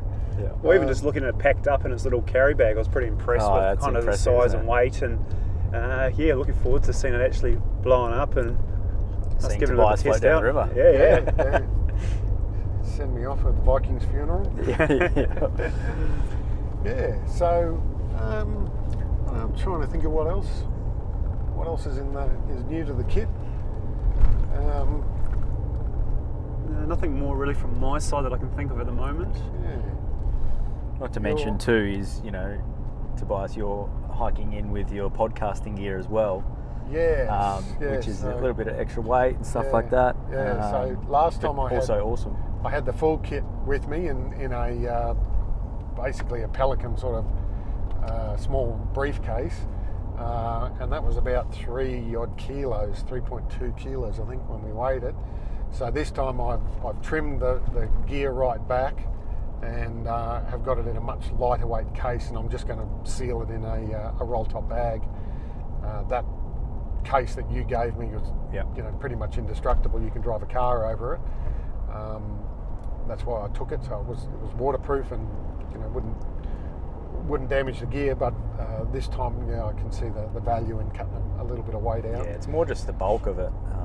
That other case is quite fitting that in your pack's a bit of a pain. Yeah. So when I went to New Zealand, it all travelled in that box, and then I took it out and put it in this other sort of container that I've got. And I guess the other thing is camera gear too. Like you've got a drone on this trip Blake? Yeah, so I'm going to give the drone a go. Mm-hmm. So I've got the little DJI Mavic SE2, Yep. which is incredibly light and small, basically fits in the palm of your hand, 4K camera. I've got 2 batteries with it, so it will give us about an hour of flight time, mainly just to get a bit of footage for our hunt. You know, it's not every day we get to come down to these awesome areas, so I'm going to make the most of it. Yeah. Get some good footage and suss out some areas, I guess. Yeah, so look, I guess we should point out that we're not using it to find game, scout for game or anything like that. It's just really for, your own content and... scenery, everything, And value adding to things later on. You know, if we do get an animal down, then, probably try and get some footage of it, that sort of thing. Yeah, no, it is good. Like I say, we don't get down here and, look where we are, and I'm going to get some footage of that. That's spectacular. So we've just left the bitumen and we're on a dirt road, so you'll probably hear a few stones flicking up under the car. So apart from the drone, I'm just running a GoPro. Yep. So I've got the GoPro 10 Black, which is just good for my sort of footage, just to showcase that first person hunting without the wobble. You're not going to get that.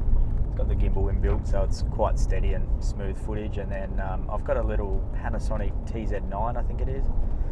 I think they're only about $800 or something like that, but they've got 30 times zoom. Zoom. They're not like your big one that Jason's running, but they're enough to handheld quick zoom. I find you get a bit of the shakes, but I'd rather film it than not. I've got some pretty good footage on that. Just some good deer and stuff up close. And it's like, where a phone you can't sort of film, and then you've got one on the face that's really far away. It's that in between that you sort of see them, and they're in the thick stuff, and you can sort of get a visual on them. So I'm just running those. Adds a little bit extra weight, but pretty impressed, like I said, with the drone because it's so light, handheld.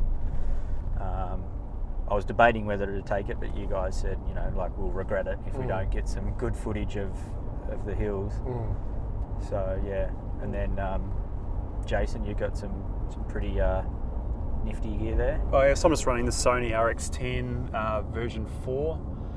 It's just a pretty good in-between kind of bridge camera. I have gone down the route of DSLRs and that over the time, but been wanting to upgrade to 4K, and this was kind of a relatively good package which still gave you that kind of zoom option. So I'll be running that as the main camera, be running a variable ND filter on that, so it just helps me with the videos to make sure I get my exposure right with the shutter speeds I'm wanting to run. Got a bit of a Rode mic on the top of that, so that'll be kind of the main camera for the trip. But in addition, I also run just a GoPro, just 9, and I've also got a Insta360 camera, which just gives you a few different aspects, I suppose, or a bit of a different dynamic for it. It's good for time lapse and things like that, which I'll be running. So that's just my kind of basic camera gear I'll be using. That's the one on the pole, isn't it? Yes, it is. You can hold out and it'll stitch out the pole yeah. as you cruise along. So it's just quite cool. It's very easy to film, and then later on with the post-production you can kind of get the different angles that you want, and also cool for just like definitely time lapses. It gives you so much flexibility with the time lapse. It makes it a little bit idiot proof. You just turn it on and then you can really deal with it later on. So it's one of the easiest things as you're rushing your shot. And I've actually been practicing a fair bit with this Sony just to make sure I get it dialed in. So a few little tips of running plug-in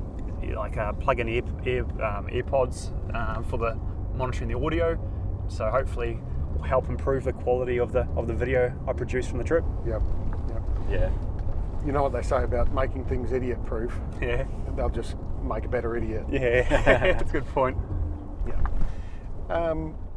Yeah, cool. All right. So, look, I guess, Blake, so the before sort of expectations, what are you hoping for? What would you like to see? What are you hoping doesn't happen?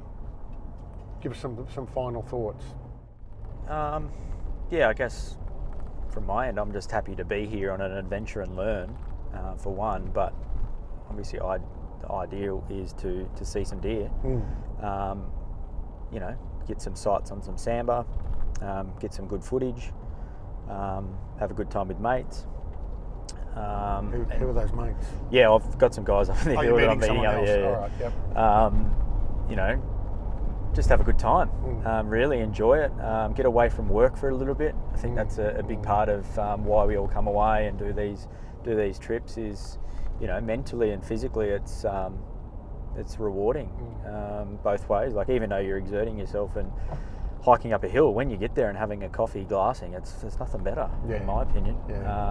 Pain's only temporary, isn't it? Yeah, exactly. And just to be able to see some deer, film some deer. You know, if I get the opportunity to shoot my first sambar stag or sambar deer, that'd be amazing. But I'm not, you know, I'm not expecting anything. You know, I'm hopeful, but yeah, I'm just going with the flow. Yep. And what I don't want to happen is probably just be unsafe. Don't put ourselves in any silly situations. You know, not get trapped in crazy weather. We've had some bad weather, but we've got a good window here, so I guess just be safe. You know, I've got a family at home. Want to get back to them, so that's a big part of it as well. Is just being safe and enjoying my time and doing it right. Yeah. And that's probably a good point too, is that, you know, this weather window we keep talking about, prior to us, the week prior to us landing, Melbourne, Victoria had windstorms coming through, and all the way we've been driving from the airport all the way down here, there's been trees blown over and branches across the road, and, you know, evidence of hurricane sort of level. Yeah, 130k winds. Yeah. So yeah, we've just and our plane was delayed because of the wind as well. We were on the morning of yesterday morning, we were actually genuinely concerned that the flight was going to be cancelled because of the wind warnings that were on the news. So yeah, looks like we've really hit it. But yeah, again, if we do experience some bad winds, we may have to look at packing out a little bit early and you know, for our own safety. But we'll just wait and see what happens. Yeah, see what happens. But that's, like I say, it's just enjoy it and don't be silly. You know, like if the winds are coming, you can't do much about it. You're not going to stick it out and stuff like that. Just be safe and get out of there. And like I said, we're still going to have a good time regardless. So yeah, just enjoy it, embrace. I think that's one thing is, you know, when you come back from a hunt sometimes, what's your saying, Tobias? You know, like... what happens in the bush stays in the bush? No, not that one. Third person fun, or whatever you call it. Oh, type 2 fun. Type 2 fun. Yeah. You know, it's like at the time you're hating life, you know, you're climbing up a hill and stuff like that, but then you get home and you look back and go, shit, that was fun. So I'm just going to embrace that, be in the moment, and yeah, just enjoy it all. Yeah. Very good. And Jace, final thoughts from you? Just excited to explore some new country. Haven't hunted this part of Victoria before, so keen to check it out.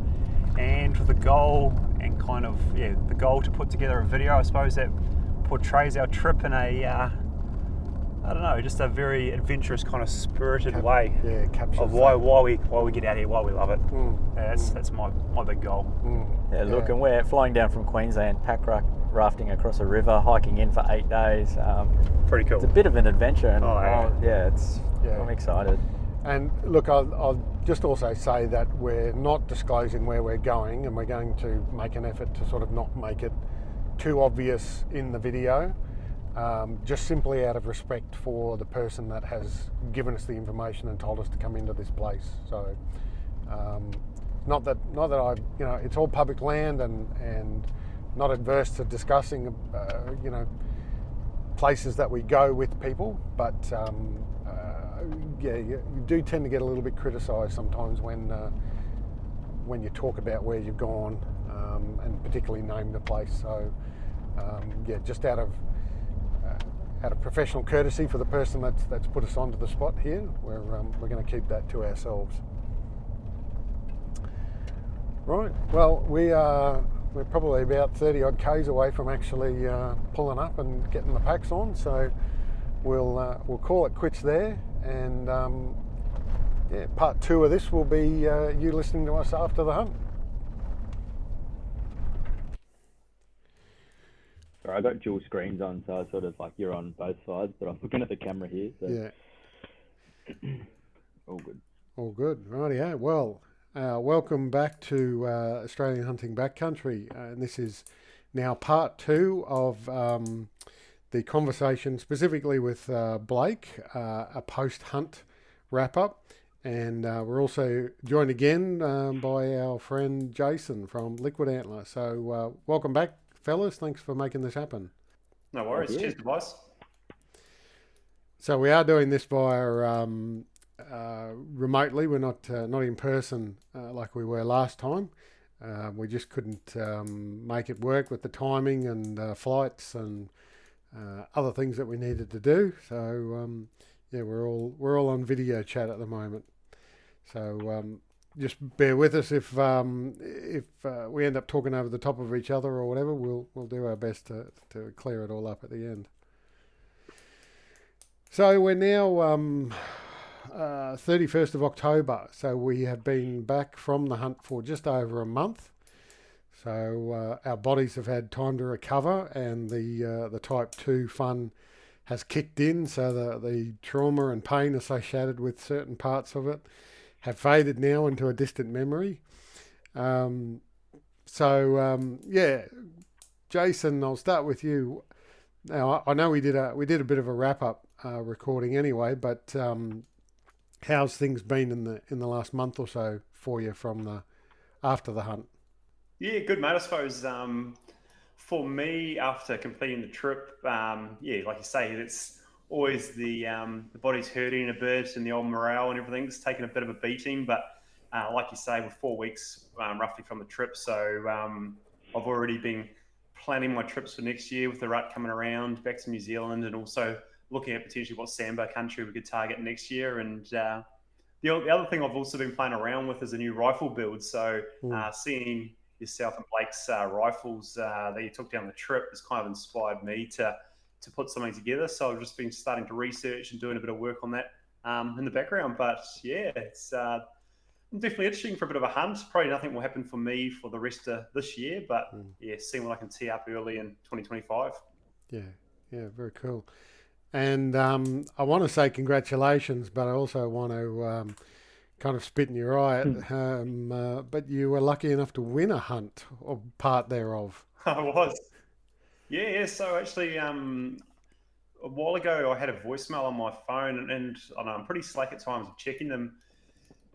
And Chris had a random call there, so I checked it, and it said it was from a guy, Paul, and kind of didn't elaborate too much. So I jumped on and thought I'd better call this guy, and I managed to win a Seeker trip. So it's kind of ironic. I spent a fair bit of time over there already, and managed to get a heli Seeker trip into one of the blocks. So I had about 3 or 4 choices of blocks with some different time frames, and I've locked in Tin Kettle.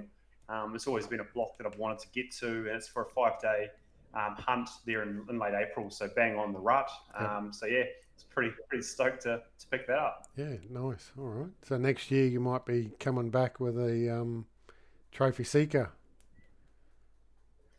Yeah, we'll definitely get over there for it. We've also applied for a few ballots over down the South Island of New Zealand as well, so just waiting to hear back from those, and then hopefully tee up maybe about a month-long trip back there if everything works out well, and hunt this down the South Island for potentially reds or wapiti, depending on what ballots come through, and then jump up for some Seeker in the North Island before flying back to reality.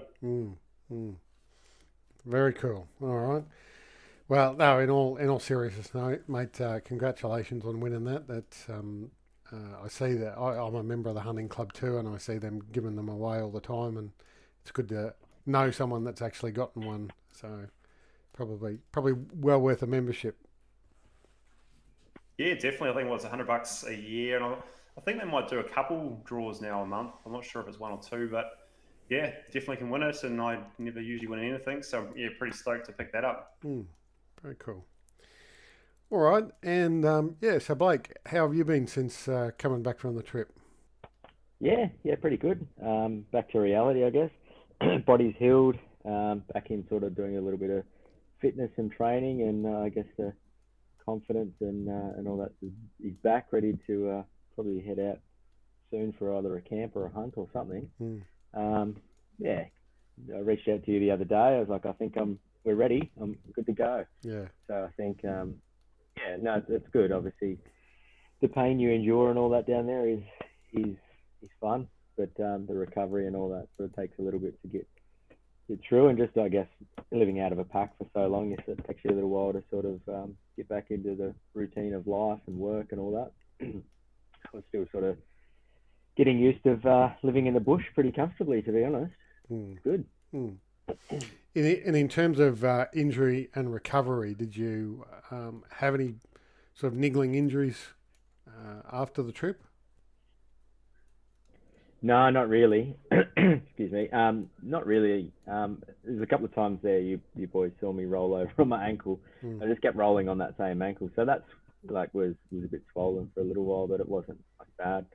It's a bit of an ice bucket for that, and just get back to a bit of running and stuff like that, and I'm fine. But yeah, no, nothing really really crazy. I wasn't actually sore in the legs at all. Like, I think when you get through that first couple of days, your body just adjusts, and I wasn't like waking up sore. Like my muscles needed to recover or anything. So yeah, it was more just the sleep and just catching up and getting back to reality after probably even the drives and the flights as well. Like, 5-6 hour drive, I think, we started to hit a wall on the way back to the airport. So yeah, a week or so, and I was back into it. So. And you had the task of trying to get that head back through customs, weren't you, on the plane, not customs, on the plane and back. So yeah. Obviously made it safely. Did make it safely. Yeah, it's behind me actually on the wall. But yeah, it was fun. It was interesting. It was a bit of a rushed moment because we were flying out the next day, obviously. So yeah, obviously we went through in the previous podcast where I got that fellow buck, but yeah, managed to take him out and try and bring him back home to Queensland. So it's a bit of a journey trying to find something that a bag that fitted, while still trying to stay under, I guess, the baggage weight, and yeah, just trying to craft something up. So we ended up stopping on the way home and managed to get it was just a big oversized duffel. I think it was like a big camp chair bag from BCF. And yeah, we just ended up taping it all up, boxing it up, putting some pool noodles on its antlers and the tips and stuff so they didn't break, and just crafting something up and zipping it all up. And yeah, it worked a treat. So it was really light too, obviously. So the bag didn't weigh anything. So it's just carrying the head, and yeah, it was good. Yeah. Did they got put it back in time? But the boys were stirring me up a little bit, like I was going to be arrested and taken away. hoping you were going to get a body cavity search or something nasty like that. Yeah.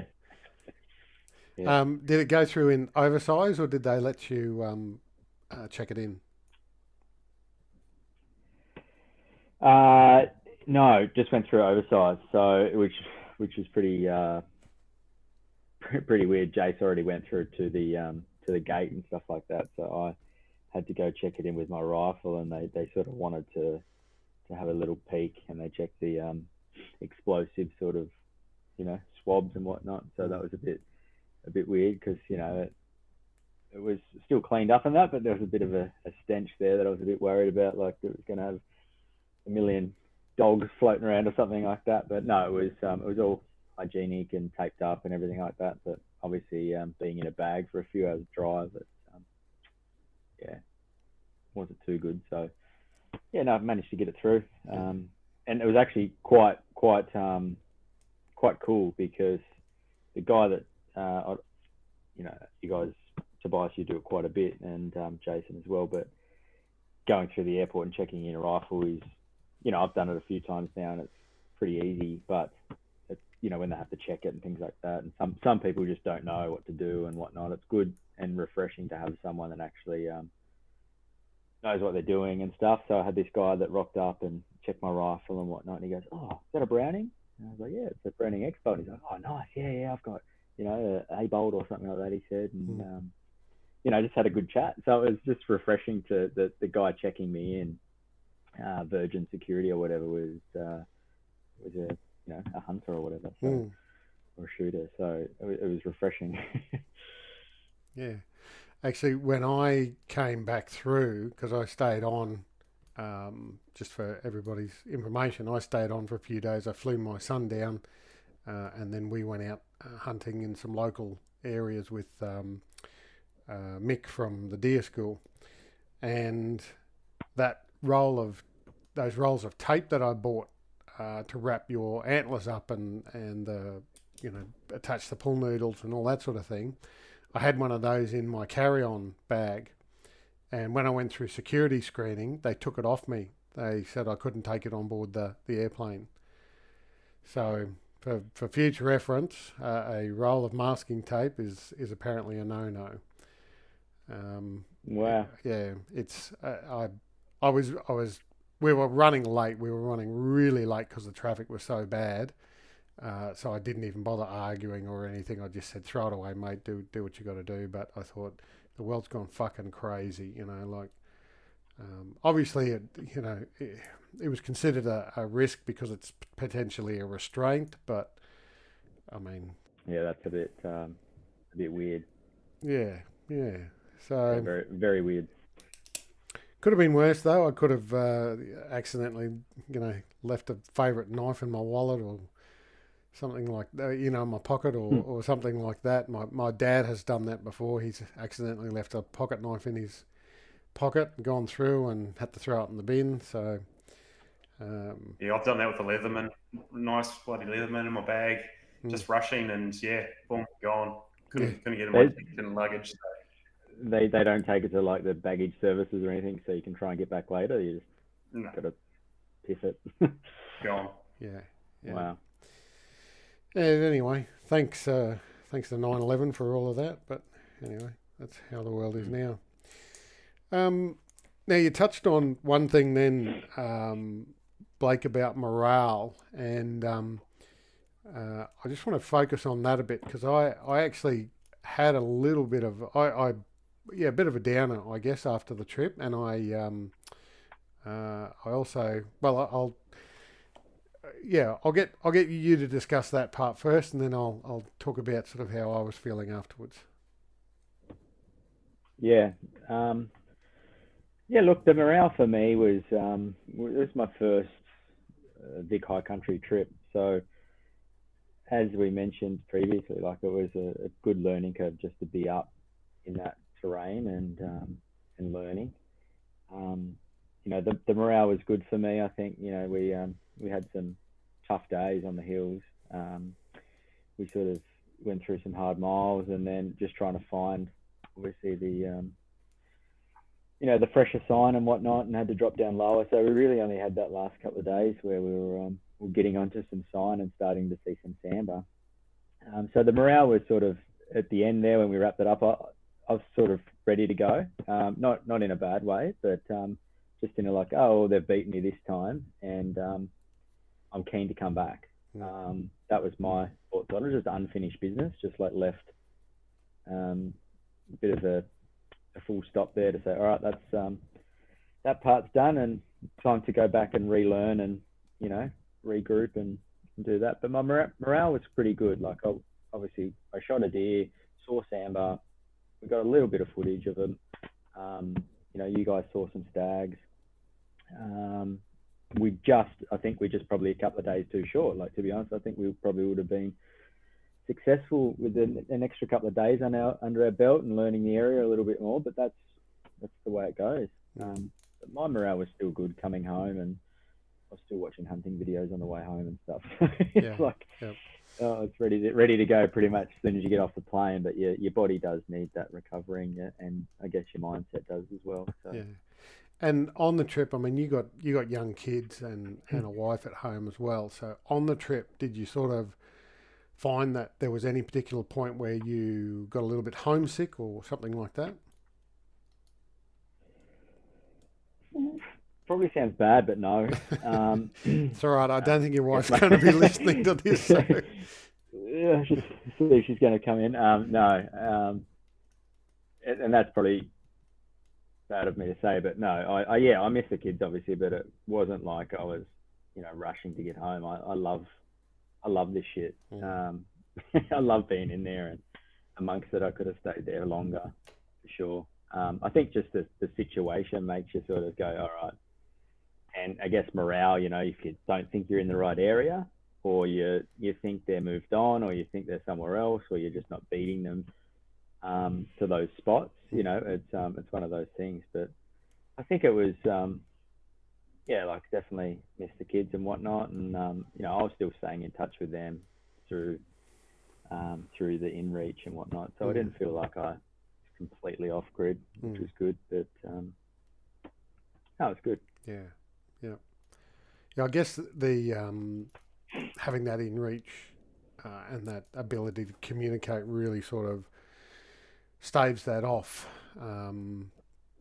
It was not technology that we had years ago. So I found that when I used to go away, particularly by myself, because I didn't have that ability to check in and, let them know that I was still alive and hear from them. I found that quite often, sometimes, usually around the fifth day, I've sort of found that 5 days, I got a little bit homesick, and they really started playing on my mind a bit. And then I ended up getting myself a spot messenger, which didn't have the ability to have two-way communication, so you could only basically send a message out to say, and it was a pre-formatted message to say, I'm alive, this is where I am, and it'd send GPS coordinates. So that didn't help too much, but nowadays it's open slather. It's almost too much communication. It's almost, for me, disappointing now that we can't go out and be alone and completely switch off, and there's an expectation that we do constantly check in and speak to them and so forth. But I guess that's the compromise with it.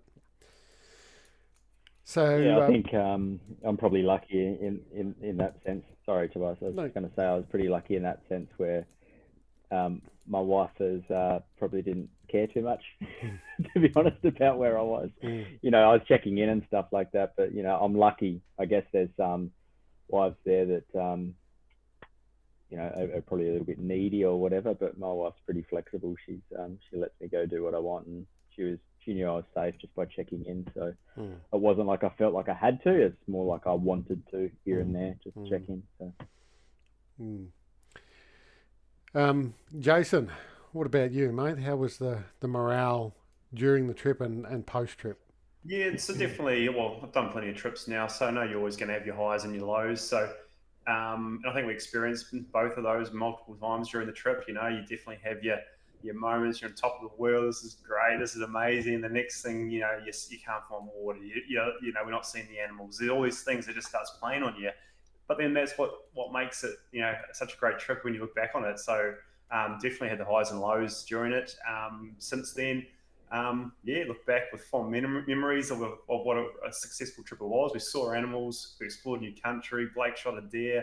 It's definitely just the nature of the beast, I suppose, with the old hunting is these the highs and lows you do experience when you do push yourself. It isn't an easy hunt, and you're going to have your challenges. So, for me, it's kind of used to it now, and it's one of those things that I enjoy because you do challenge yourself, not just physically, but also just mentally too. The old mental game when you're looking for answers and it's not always super clear. It's it's pretty cool, especially in hindsight when you look back on it. Maybe not so much at the time, and you're going, "What the hell are we doing here? Why are we choosing this route? What are we doing in the middle of on the top of a hill where we've got no water, we're seeing no deer, we've got no feed up here," and it's all a learning curve, and now we're back at home, and it's look back with, like I said, with fond memories of it.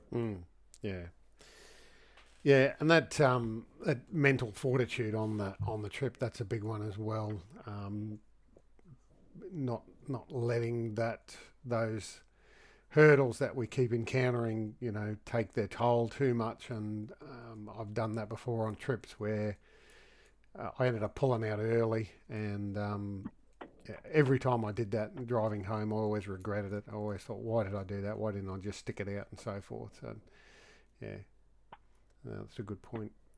What about you, Tobias? What's your thoughts on morale? And from you were saying about post trip, you're a bit down about it, or I was, and I'm not saying this because I want your sympathy or anything, but I kind of felt I felt a lot responsible for our.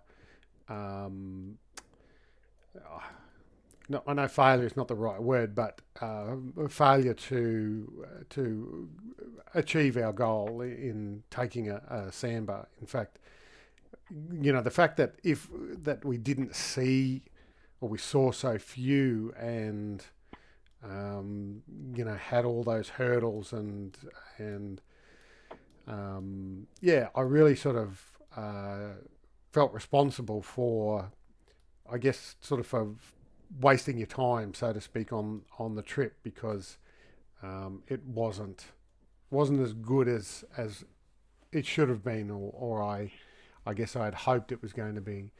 I mean, you always go into a trip with sort of high hopes, and you try to measure your expectations a bit, and play it down, and you know that it's hunting, and you're going to go in there, and if you're successful, then that's great, and but otherwise it's it's all part of the adventure. But at the same time, I sort of felt that I guess I let you guys down, because I was the one that picked the area and planned the trip, and sort of convinced the two of you to come along to this location. So I did struggle with that, right, particularly on the last day, and the day that you guys flew out. That was probably the darkest days, or the darkest that I felt about that.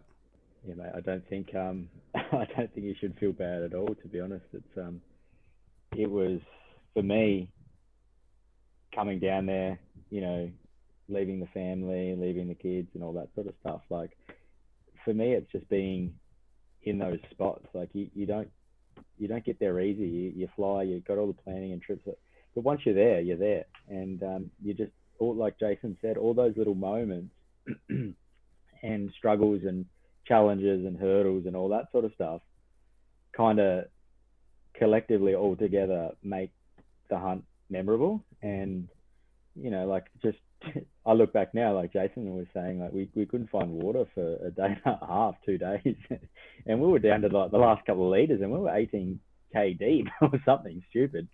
And it was just those moments we look at each other and just have a bit of a laugh and try and find, in those moments where me and Jason high-fiving because we found water in a mud puddle. Like, all those moments, and then us getting honked, me getting honked for the first time. Like, you gotta realize that those, to me, they meant a lot. Just all those little things, finding those little green gullies, and just like getting excited over rubs that were fresh, and like all those little moments. Shooting a deer from 510 meters, getting it on film. There's so many little moments there that all add up. Like I did have a sambar in the crosshairs. I had that hind in the crosshairs, and I thought, we already got that deer down, and we've got meat. What's the point of taking this thing's life for no particular reason when we leave tomorrow? So could have shot a sambar if I wanted to just say I shot a sambar, but it wasn't about that. It was just about the whole collective moments, a few mates going together, doing it from Queensland. We don't know the area. We learnt it. We read it. We learnt, and we go again. See you next year. So that to me, that's like all those little things collectively, even driving out there, doing the podcast, stopping off and having those coffees and chatting to good people in Victoria that helped us out and stuff like that. Like, all those things are just what make a good trip. All the little moments, the driving in, and the moment when you see the sign that says "Welcome to the Victorian Alpine National Park," things like that. Like, it's all cool to me. So yeah, you probably felt like that, but I was like the opposite. I was like, that was an epic trip. Same for me, Tobias. Same thing, mate. Just epic country. We saw deer. We were challenged. It was an adventure. It was a definite adventure, mate. Off the beaten trail. And even Blake, I remember just that last last campsite there by the water. We're sitting around the fire. Just taking it all in. Just a magical spot, just to watch the stars overhead, and it was just a great trip to buy. So hope after a couple of days after the trip, you kind of came to the reality. Hey, yeah, we did actually have a great trip. It was a success. Maybe we didn't shoot the big sandbar that we all dream of, but not many trips are going to come out with that result. So I think we ticked all the boxes. We saw their epic adventure, challenge. Even you just experimenting with your pack raft and things. There's just all these little bits and pieces that put it all together.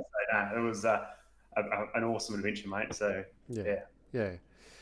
And look, when I came back as well, I've spoken to 3 different people about the trip, who all Victorians or deer hunters, and I showed them the area we went to, and all 3 of them said, like that on the map, that's got all the makings of good deer country. There's given our ability, living in Queensland and sort of having to roll the dice and pick an area on a map and hope that the weather's right for us and that sort of thing at the time that we travel. I think we had a couple of things from what they're telling me. We had a couple of things working against us. The weather was a big one. It was way too hot. And in actual fact, did you guys see Chris Boone? He went on a backpack hunt like a week or so after we got back. Did you see his Instagram? No, I didn't see that. I think I did, yeah. I saw that one. He, I don't know where he was. Obviously, it was Victoria High Country, but he got snowed on a week after we got back. And we're up there sweating. Yeah, we had a 31 degree day and then a 33 degree day the next day. And anyway, that's Victoria for you. And so, not to mention we had all that wind as well. Yeah. Like the week we come down, there was that 140 kilometre winds or something stupid. Well, our flight got windy. The flight down got delayed, and we were worried that it was going to be cancelled because of high winds in Melbourne. So So anyway, I think I definitely think the weather worked against us for that spot at that time. But anyway, that was just sort of how I felt coming back. I did feel a little bit responsible that you guys might have been disappointed that there wasn't the deer there that we were all obviously hoping there was going to be. So, but then I said no, fuck you, and I moved on. Yeah. Well, look, the last day was it, Chase, that you saw that big brute of a stag? Yeah. They were right there. Yeah, right there. Super close. Like. Yeah. And I mean, I saw unreal that they were. I saw those 2 fighting on that second last day or whenever it was. So there were definitely stags in the area, and it was the right time, obviously, if they were ruddy like that. Yeah, for sure. I think we got to that cooler gullies, I reckon. Like with the weather, they were just pushed down into those gullies and greener and out of the wind, and I think we finally found it, but it was just that couple of days too late to actually put a stalk in on one or something. So it's all good. And I think from my end, like imagine if I was the first time coming Victorian High Country, hiked in, shot a sambar stag, went home. Like I would feel pretty wrong, to be honest. I'd feel like I didn't earn it. Mm-hmm. I don't know why. That's just me, but like I feel like I need to do it a couple of times and earn that trophy. Yeah. Actually, Dodge Accurate Hunts did a podcast with Zeb just recently. Released it's a 2-part podcast. So if you haven't listened to it yet, jump on and listen to that because it's quite good. It's quite educational. So Zeb's giving away a few secrets. All right. That's So yeah, Zeb's very knowledgeable. yeah. So Blake, how did you feel your training pre-hunt went in terms of preparing you for the physical nature of this? Look, I think I'd done what I could do without doing it. I think that's the biggest thing is, I was putting 20 odd kilos in and hiking around, in a state forest up here. But I guess the difference in elevation and terrain and everything plays a part, and longevity of carrying the pack for that long plays a part. You can only train so much, right? Like I was probably training at the gym every couple of nights, 4, 5, 6 nights a week, doing a Stairmaster stepper, pack weight train, different things like that. And I trained pretty regularly throughout the year and played sport all my life. And, it's sort of, you can't compare, like me and Jay spoke about on the way back, you can't compare to putting that much weight on your hips, on your shoulders. We were carrying 30 odd kilos. So putting that much weight on your hips and on your joints for, long days, you just, unless you train like that, putting it on in a state forest and walking around for 8 hours, like you're probably not going to train like that, even though you should. So yeah, I think nothing can really compare besides doing it. Yeah. And Jace, you'd not long come back from New Zealand before this trip, if I remember correctly. Yes, I've been down the South Island, New Zealand in April, hunting red stags over there. So I had some pack fitness, and I've been keeping pretty fit, over the last year or so. So I knew my fitness was going to be pretty good. And yeah, just a mixture of pack training, gym training, sport, plus like I said, that trip over to New Zealand, and my fitness was where I was hoping it would be. Yeah, you certainly handed us our asses a couple of days there. The old mountain goat. No, you're right. There is sort of only so much training you can do, and there's no better training than actually going and doing it. You certainly come back a hell of a lot fitter at the end of a trip than when you left.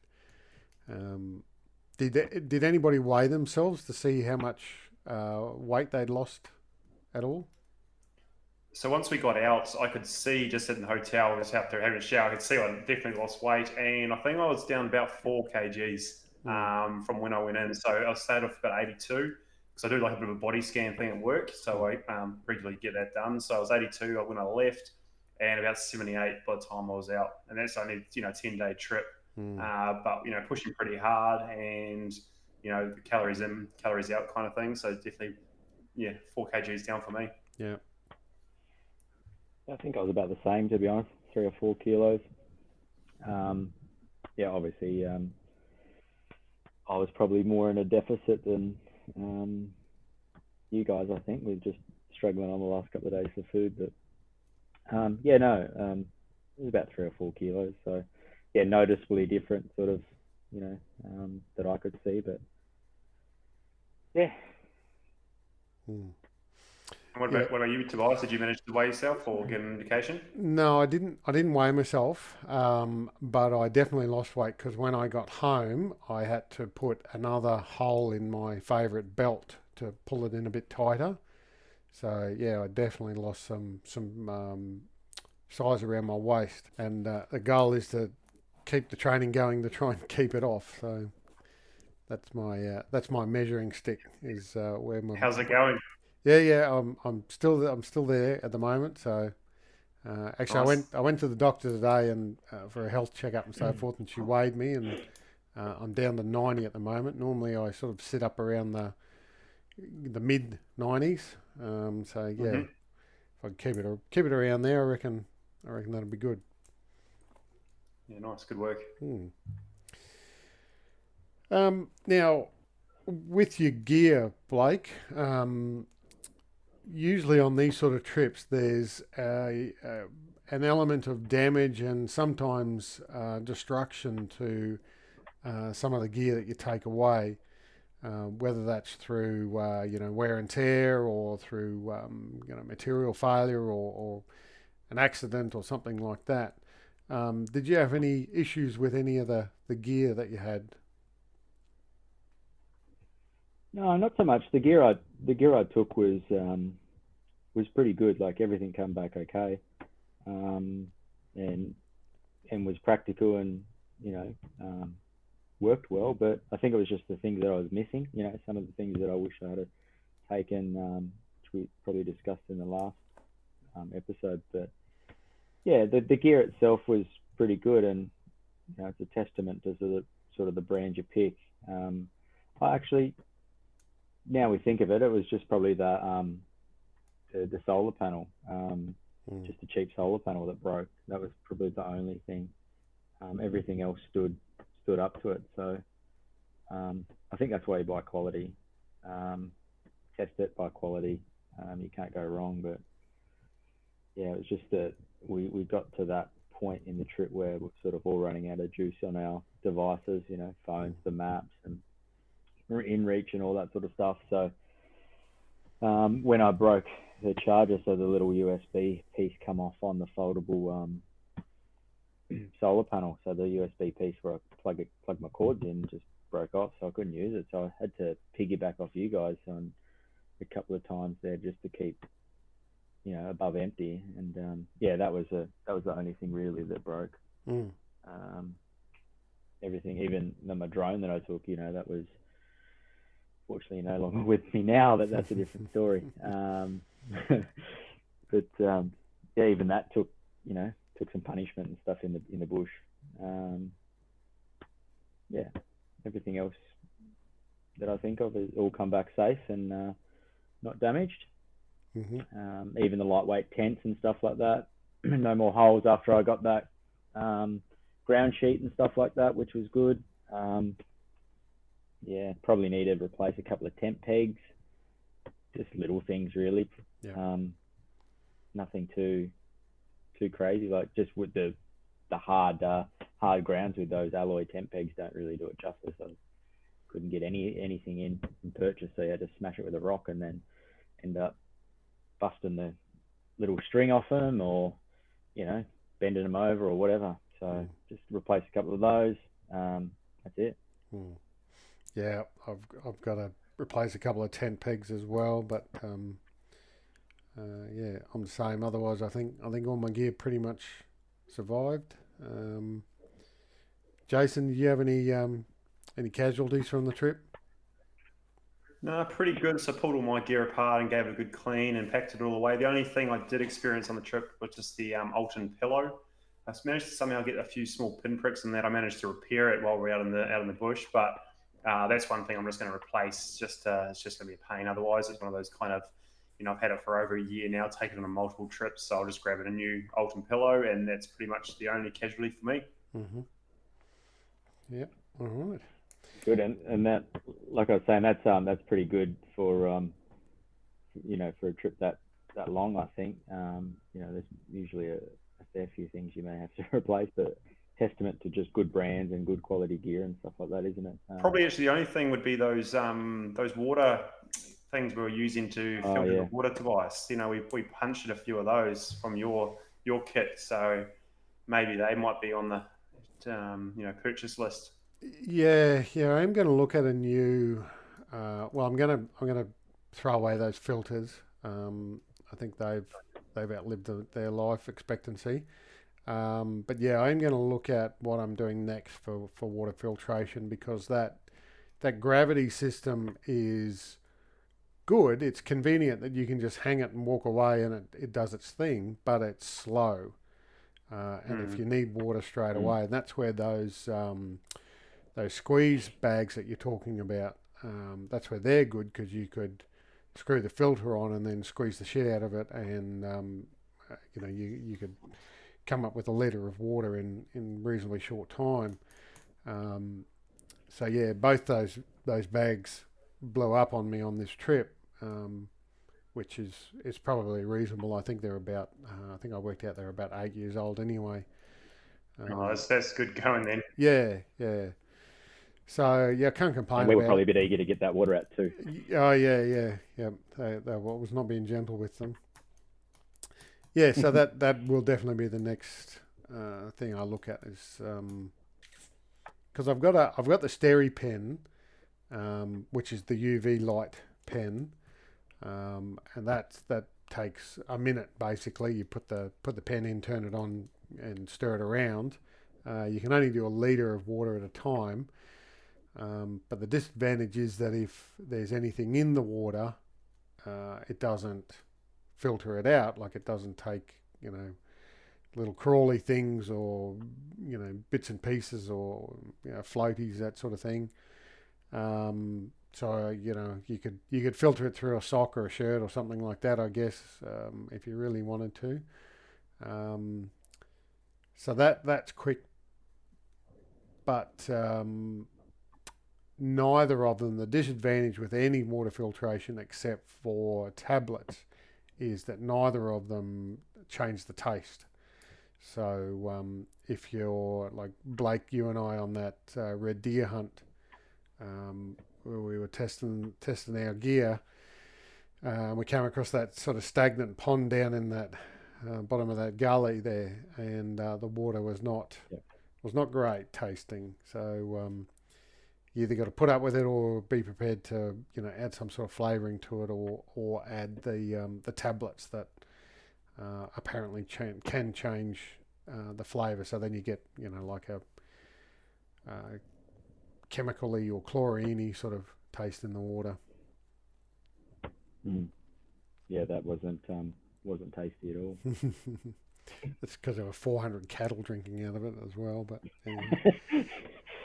Yeah, that's what you do. Yeah, you got to do what you got to do. Yeah, that's right. Well, I mean, this trip was no different, was it? There were bloody horses and deer drinking out of that just upstream from that water that we were collecting. So, yeah. Yeah, no, Yeah, and but, I mean, sorry, I was going to say, seeing that water was a pretty good moment, to be honest. So at that point, I didn't really care what it was. Yeah, we just needed water in our body. Yep. Well, it was an upgrade from the wallow that I found. I was pretty excited to have found that, and then when you guys said you'd found water, I was very happy to see that it was better quality, much better quality than the water that I'd found. Probably in terms of gear for me, I've been rethinking the tent. I've been revisiting my tent, and I do like that Hilleberg that I've got, but the lack of headroom in it, like I can't even sit up without my head. It's not like it's my head's just touching the roof. I've got to, even sitting, I've got to bend my neck quite significantly, so I can't sit up in it. So if we had to sit out a snowstorm or something like that, I'd have to lie down. I couldn't sit up in it. So after that trip, I sort of came back and I was rethinking things and doing a bit more research, and I see now that Durston Gear have brought out a new one-man super duper lightweight tent. Like it's even lighter than yours, I think, Jason. I think it's close to half a kilo, or 550 grams or something like that. Or is it? No, sorry. It might be just under a kilo. So it might just be heavier than yours was. Mm-hmm. Thinking, but before the next trip, that might be the next purchase that I make, I think, depending on how the budget goes. Yeah, because I do like the design of that Hildeberg that you've got, but yeah, like you say, it is very low line. I guess that's one of the, it's a 4-season tent, so they're trying to, cut wind and things like that, and there's a few pros and cons of it. But it'd be interesting to see if you do go for something different. Yeah. So I know, Blake, that we we spoke in one of the other podcasts about gear that you're probably going to need for next time and purchase and so forth. So I won't bother touching on that too much. Other than the solar panel, was there anything for you that you sort of weren't happy with, or anything that didn't live up to your expectations? Yeah, there was a couple of things. Yeah, probably. Look, I wouldn't mind upgrading my sleeping mat. Like it's a good mat. It's the Big Agnes. What is it? The Zoom Ultralight. I found it comfortable, but I don't know. It's just there's something about it that I have it tight and it's okay, but I have it quite loose where it should be really, and it's just terrible to sleep on. Extremely noisy. Can't get all the air out. Like I know that sounds silly, but can't get all the air out of it. Just the way that the valve sits and stuff like that right on the end where you're trying to get that last bit out. So you have to end up stuffing it in another sack. So I might look at just getting probably, even if it was a bit bigger, like I'm not all about that. Probably just something a bit more that would suit my body a bit better. Like it is the extra large. It was semi-comfortable. I got used to it, but I just think there's a couple of things there I could look into. There's probably better options out there. Definitely get a larger sit pad. I think like I just found like there was. I love the little Alton one. I think it's good, but I think maybe next time I might invest in chopping one of the bigger ones in half, just get that little bit extra footprint. There's a couple of times there that you sort of want to just lay your back down a little bit or over a rock or whatever, and you're just always shuffling your bum around just trying to get comfy on just a little mat. So, and they're bugger all weight, so I think really just those little things, probably the sleep and comfort side of things. Probably I didn't mind the Swazi socks, the Rangers, but I probably would stick to my actually had a good set of spiker socks that went really well, and I also had a set of what was the other socks? I can't remember now, but they're more of a lighter weight, where those Swazi ones they're a merino, but they're just that little bit thicker with that with the wool in it. It just slips a little bit. So yeah, just probably upgrade to better lighter weight socks, because probably in the cold they might be okay, but we weren't cold at all. So yeah, just the little things like that.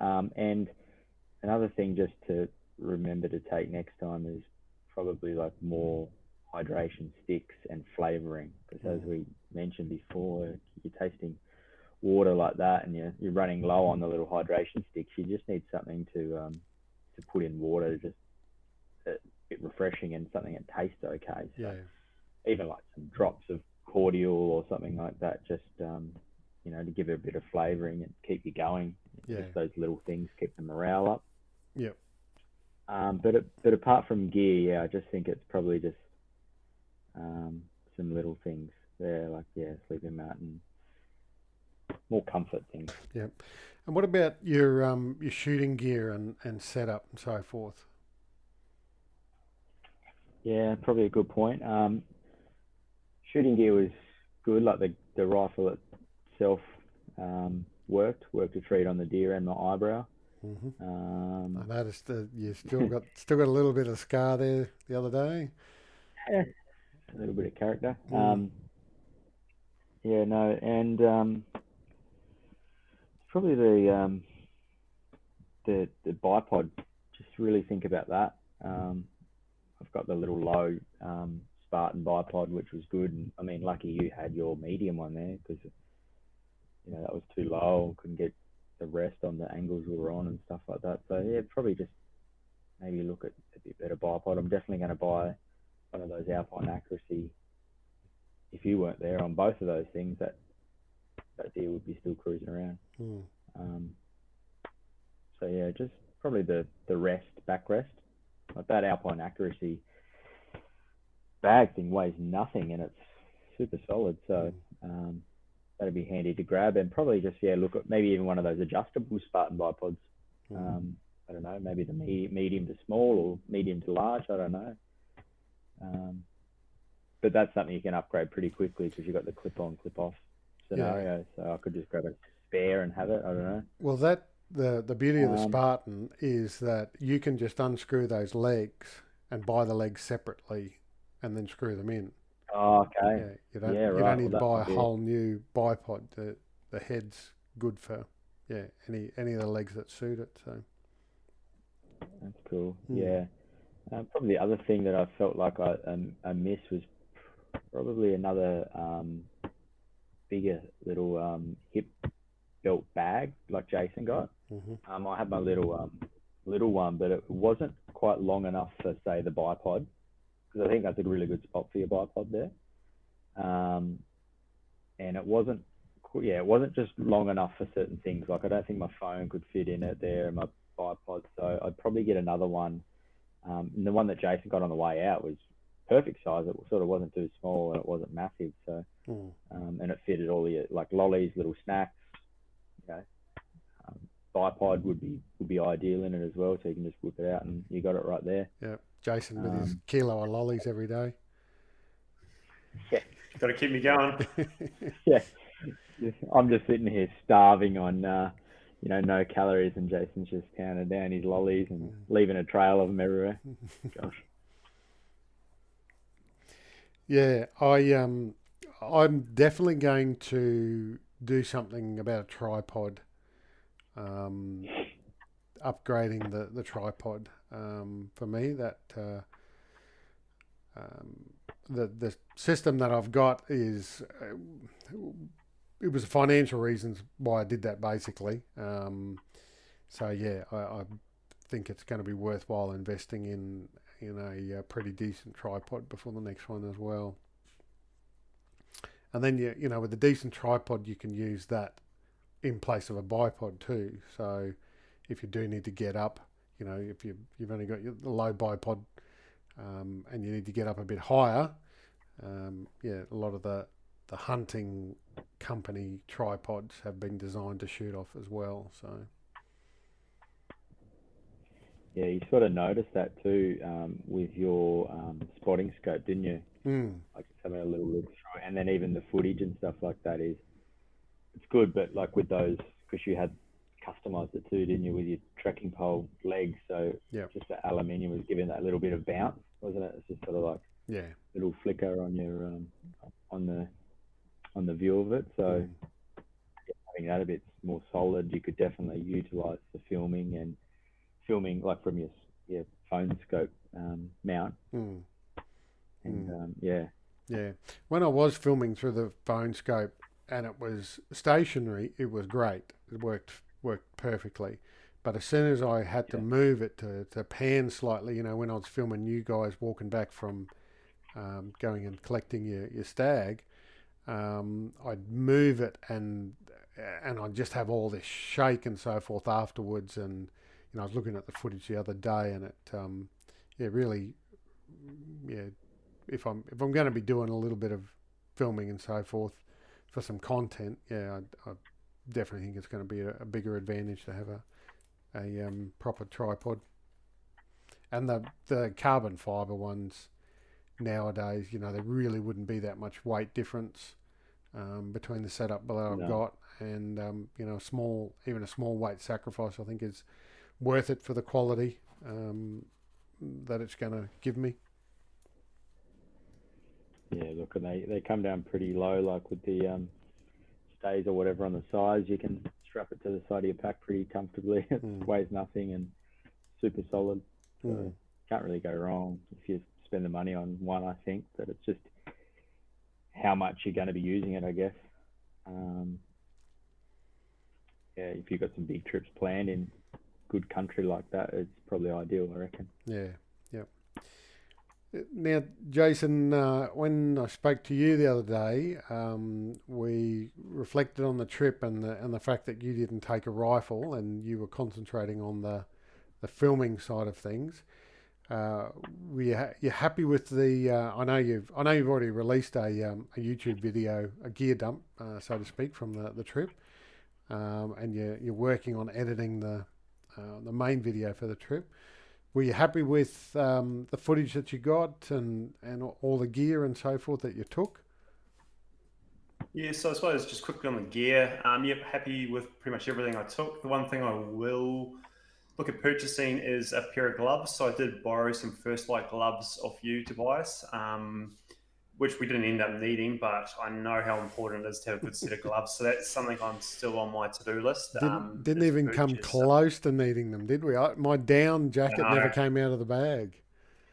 I Mm, know, but you never know. It's when you do need them, they are worth their weight in gold. So mm, I'll definitely be purchasing a pair of those. But apart from that, like you said, I didn't take a rifle on this trip. And the one thing I am doing is because personally at the moment I've only got a 6.5 Creedmoor, which I use for New South Wales and Queensland, but of course minimum caliber down in Victoria is a 270.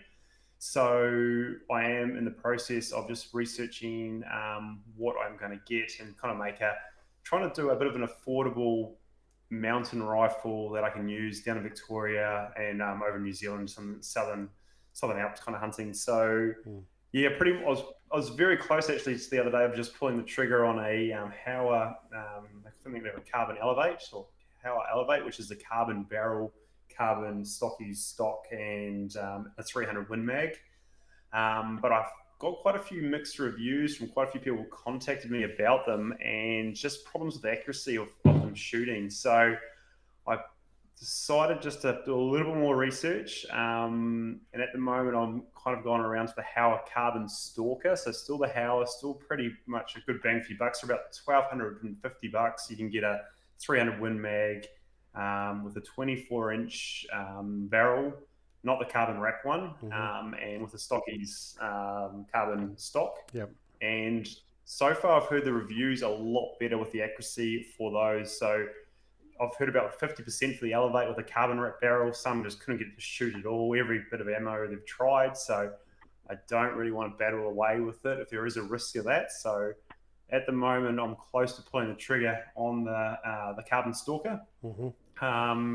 And then probably looking like a similar setup to what Blake's running with the VX3 HD, probably the 4.5 by 14 and 40 with the Telly's rings. So just waiting for a couple more bits of info from a couple of people about that setup, but that's kind of on my purchase list, so I've got that ready for next year. Yep. So those are the two things. So the gloves and a rifle Yep. is high on my priority list. Uh, And the footage, yep, happy with the footage. Like I said, I did the dedicated filming on this trip. I don't know if I'll do it again in a hurry. I don't know. It definitely changes the element of the hunt. Awesome in one aspect is that, I really was able to focus on the filming. The amount of footage I've got mm, and I'm working through for this main video is time consuming. It's taken a lot of time to cut through, try and put the story together, make it flow. So it's a big job, and you really need to be in the right kind of frame of mind just to get in and kind of get that process done. But plenty of good footage. I'm going to tell a great story, but definitely next time or next year, I will be bringing hopefully a brand new kind of affordable mountain rifle along. That's yeah. the goal. Yep. I know a guy that works in a gun shop. He might be able to do you a deal on some stuff. Sounds good. Are you going to do a YouTube sort of journey of the rifle build and that sort of thing? Yep. Yeah, cool. Yeah, so I've already started kind of filming just a bit of research and planning in the background, and I'm going to kind of focus it around kind of a bang for your buck, low price, lightweight, kind of, have that capability to take an animal to about 500, 550 meters, Mm. trying to run factory ammo, trying to tick all these boxes to see if I can pull it together. So, and for around just over the $2,000 mark ish. So Yep. that's what I'm hoping for. So, I think, a 300 Win Mag in the carbon of the Hauer Carbon Stalker is going to be the rifle to fit that bill, I think. Yeah, very cool. Well, I'm building a rifle at the moment, and that's based on Hauer action, and that's a recommendation from my gunsmith. So he really likes the Hauer actions, and for the for a factory action and value for money, he said they're pretty hard to go past. So. Well, I've got the Hauer 1500 for 6.5, and for the cheap, well, I think it was $600, maybe $650, whatever I got it for. It's great. I love it. I love the trigger. I love the action. I love. I don't like the stock, so the stock definitely needs. I got the one running one of those just Hogue stocks, which is I don't rate. I'm probably gonna. I was talking to you about the other day, Tobias. I'm probably gonna throw that into a chassis. Looking at maybe a bit of a carbon chassis just to give that a bit of an upgrade. But the actual action and the barrel and that one's running a 26-inch barrel, and it's just super accurate, and I love it. So maybe give that a little bit of love with the new chassis, and be very happy. Yeah. All right, very cool. I'm looking forward to that, and I guess that in the future too. I know you said you're going to be running factory ammo, but in the future, if you do want to go down the reloading path, happy to offer my services and produce some high quality ammo for you, like I did for Blake. Cheers, Tobias. I might take you up on the offer. I'm ideally wanting to try and do the factory thing. I don't know why, but I definitely know there is a lot of benefit of reloading. So I'll see how I go if I can get some of this ammo coming out these days is pretty hot stuff. So hopefully, with the right ammo, I might be able to get the accuracy I'm looking for. But we'll see. Yeah. And that's the thing. One of the benefits of reloading used to be that you could get much more accurate ammunition. Better performance out of your rifle. Nowadays, with the quality of ammunition that's being produced, particularly with the Hornady Precision Hunter and so forth, the tolerances are so tight on that ammunition now that it's probably as good, if not maybe even better than what a lot of blokes could reload. So be interesting to see how it goes. But that anyway, the offer's there, mate. So. Thank you. Yeah. Now, what have you thought about, Blake, for the next trip? What are your plans, your goals? Where are you thinking about for your next backpacking? Not just a hunting trip, but a backpacking trip like the one we just did. Look, I'd like to just do more throughout the year, and whether that's smaller trips to learn for the bigger trip would be ideal. Even like doing a little bit more backpacking as well. Like I know that a lot of blokes probably don't, but getting up in some nice little glassing patches and some thicker stuff and camping up in there and just filming some deer and stuff like that, or whatever it may be. But just for my goal is to learn more and get my system dialed even more. Like I went on a few trips obviously before Victoria, but nothing really compares to 8 days back to back, and using your gear flat out. So my goal is pretty much to learn about my system, simplify my system, add some things to my list, and just get those comfort elements right, because once you get that comfort element right, you're focusing on more time hunting and glassing than getting comfortable. Or like if you're sitting around, you're changing positions constantly, or you're in bed and you're not getting a good sleep, that at the end of the day takes away from you hunting. So just get my system dialed and go more. I don't care if it's a quick weekend away just to set up the tent and just bring the jet boil and the hiking gear and stuff, and just hike in and a couple of nights and hike back out. Even might even take the boat over and go over to some islands and just use the tent, use the mat, and just sleep in it and dial my system in a lot more.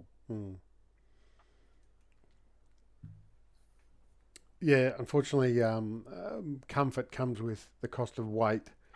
So there's that balance you've got to strike. That and I always say that everybody's got a tolerance level. So if you don't like the discomfort, then you got to be prepared to carry a little bit more weight. And it's just like you say, it's just finding the right product that's going to work for you and do everything. Because I mean, I'm fortunate in terms of the air mattress you're talking about before. I'm fortunate that I'm a back sleeper and I literally sleep like a corpse. Like I lay down and I don't move for the next 8 hours. And you're a side sleeper, so you had that initial problem with your pillow that you sort of worked out, and now obviously your air mattress is not quite right for you. So it'd be interesting to see what you. Yeah, I think. Yeah, with the side sleeping as well, it's just that your hip generally dives in, and if you have your mattress too low, you're reaching the bottom of your tent pretty much. So you sort of got to get that balance right, and then it's a bit too jumpy. So yeah, just getting that comfort there, I think, and trying to work out is that worth the weight, and potentially what could I take out or whatever to get that comfort and make things lighter elsewhere. I don't know. So reevaluate the sleep system's fine, sleeping bag, everything, pillows. I've got all that dialed. It's probably my mat. Just work on that and then just use it more and probably train a bit more to might even pack in 30 odd kilos and just see how we go over a few days of hiking. So yeah. And Jason, you're Kiwi, so you'd sleep on a bloody scree field if the need arose. Yeah, I'm pretty happy with my sleep setup now. Once I've gone to that Alton, sleep mat and pillow, I'm loving it with the fitted sheets. So that's been a game changer from the Thermarest thing I had. That was literally like sleeping on the ground with a little bit of insulation. That was terrible. So I'm happy with my setup, and I suppose for me now, probably no more real hunting till sometime early next year. At the moment, it's the game plan, and then just start getting ready for hopefully a decent stint in New Zealand to test myself over there and check out some new areas. Yeah, well, I've just, as you guys know, started a new job.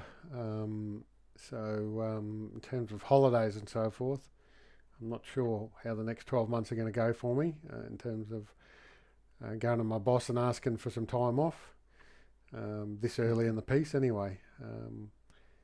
But anyway, we'll see what happens. I'll test the water out and then work it out from there. But I would definitely like to get back to New Zealand again next year, and definitely like to get down to Victoria again and do another trip, try somewhere different, and I might have to let one of you fellas pick the spot this time, so I don't feel guilty when we don't shoot anything.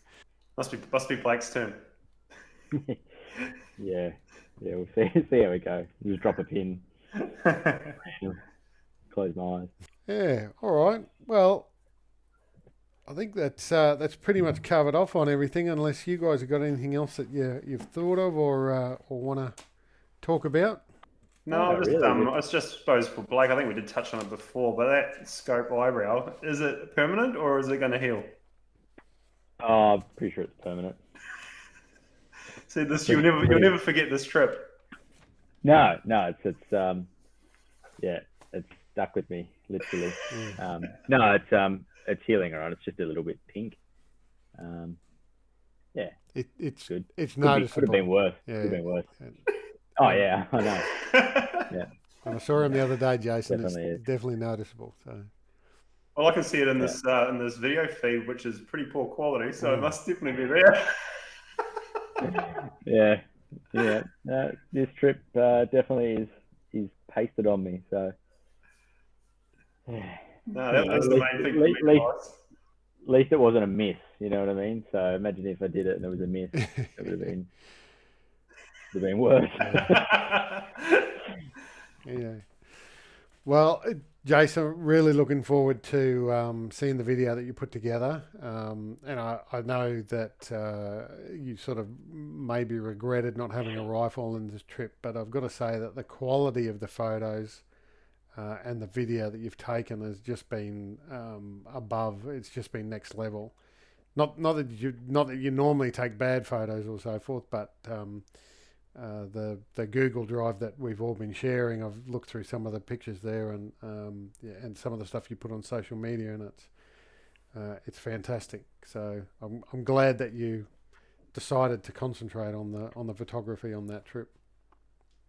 Yeah, definitely. It's a good opportunity, and like I said, I'm quite excited with the videos coming together. It's just one of those things, you just got to get into it and get it done. So hopefully in not too distant future that they'll be out and people can check it out.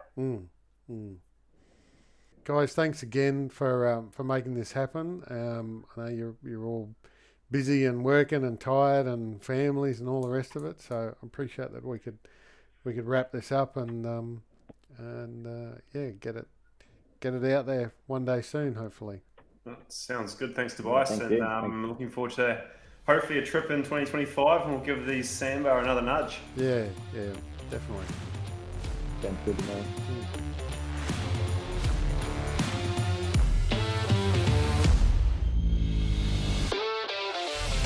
Hey, thank you for listening in. If you'd like to contact me for a chat, pass on any feedback, or have some ideas for future podcasts, please reach out to me on Instagram at australian_hunting_backcountry or email australian.hunting.backcountry@outlook.com.au. For now though, please look after yourselves and your mates.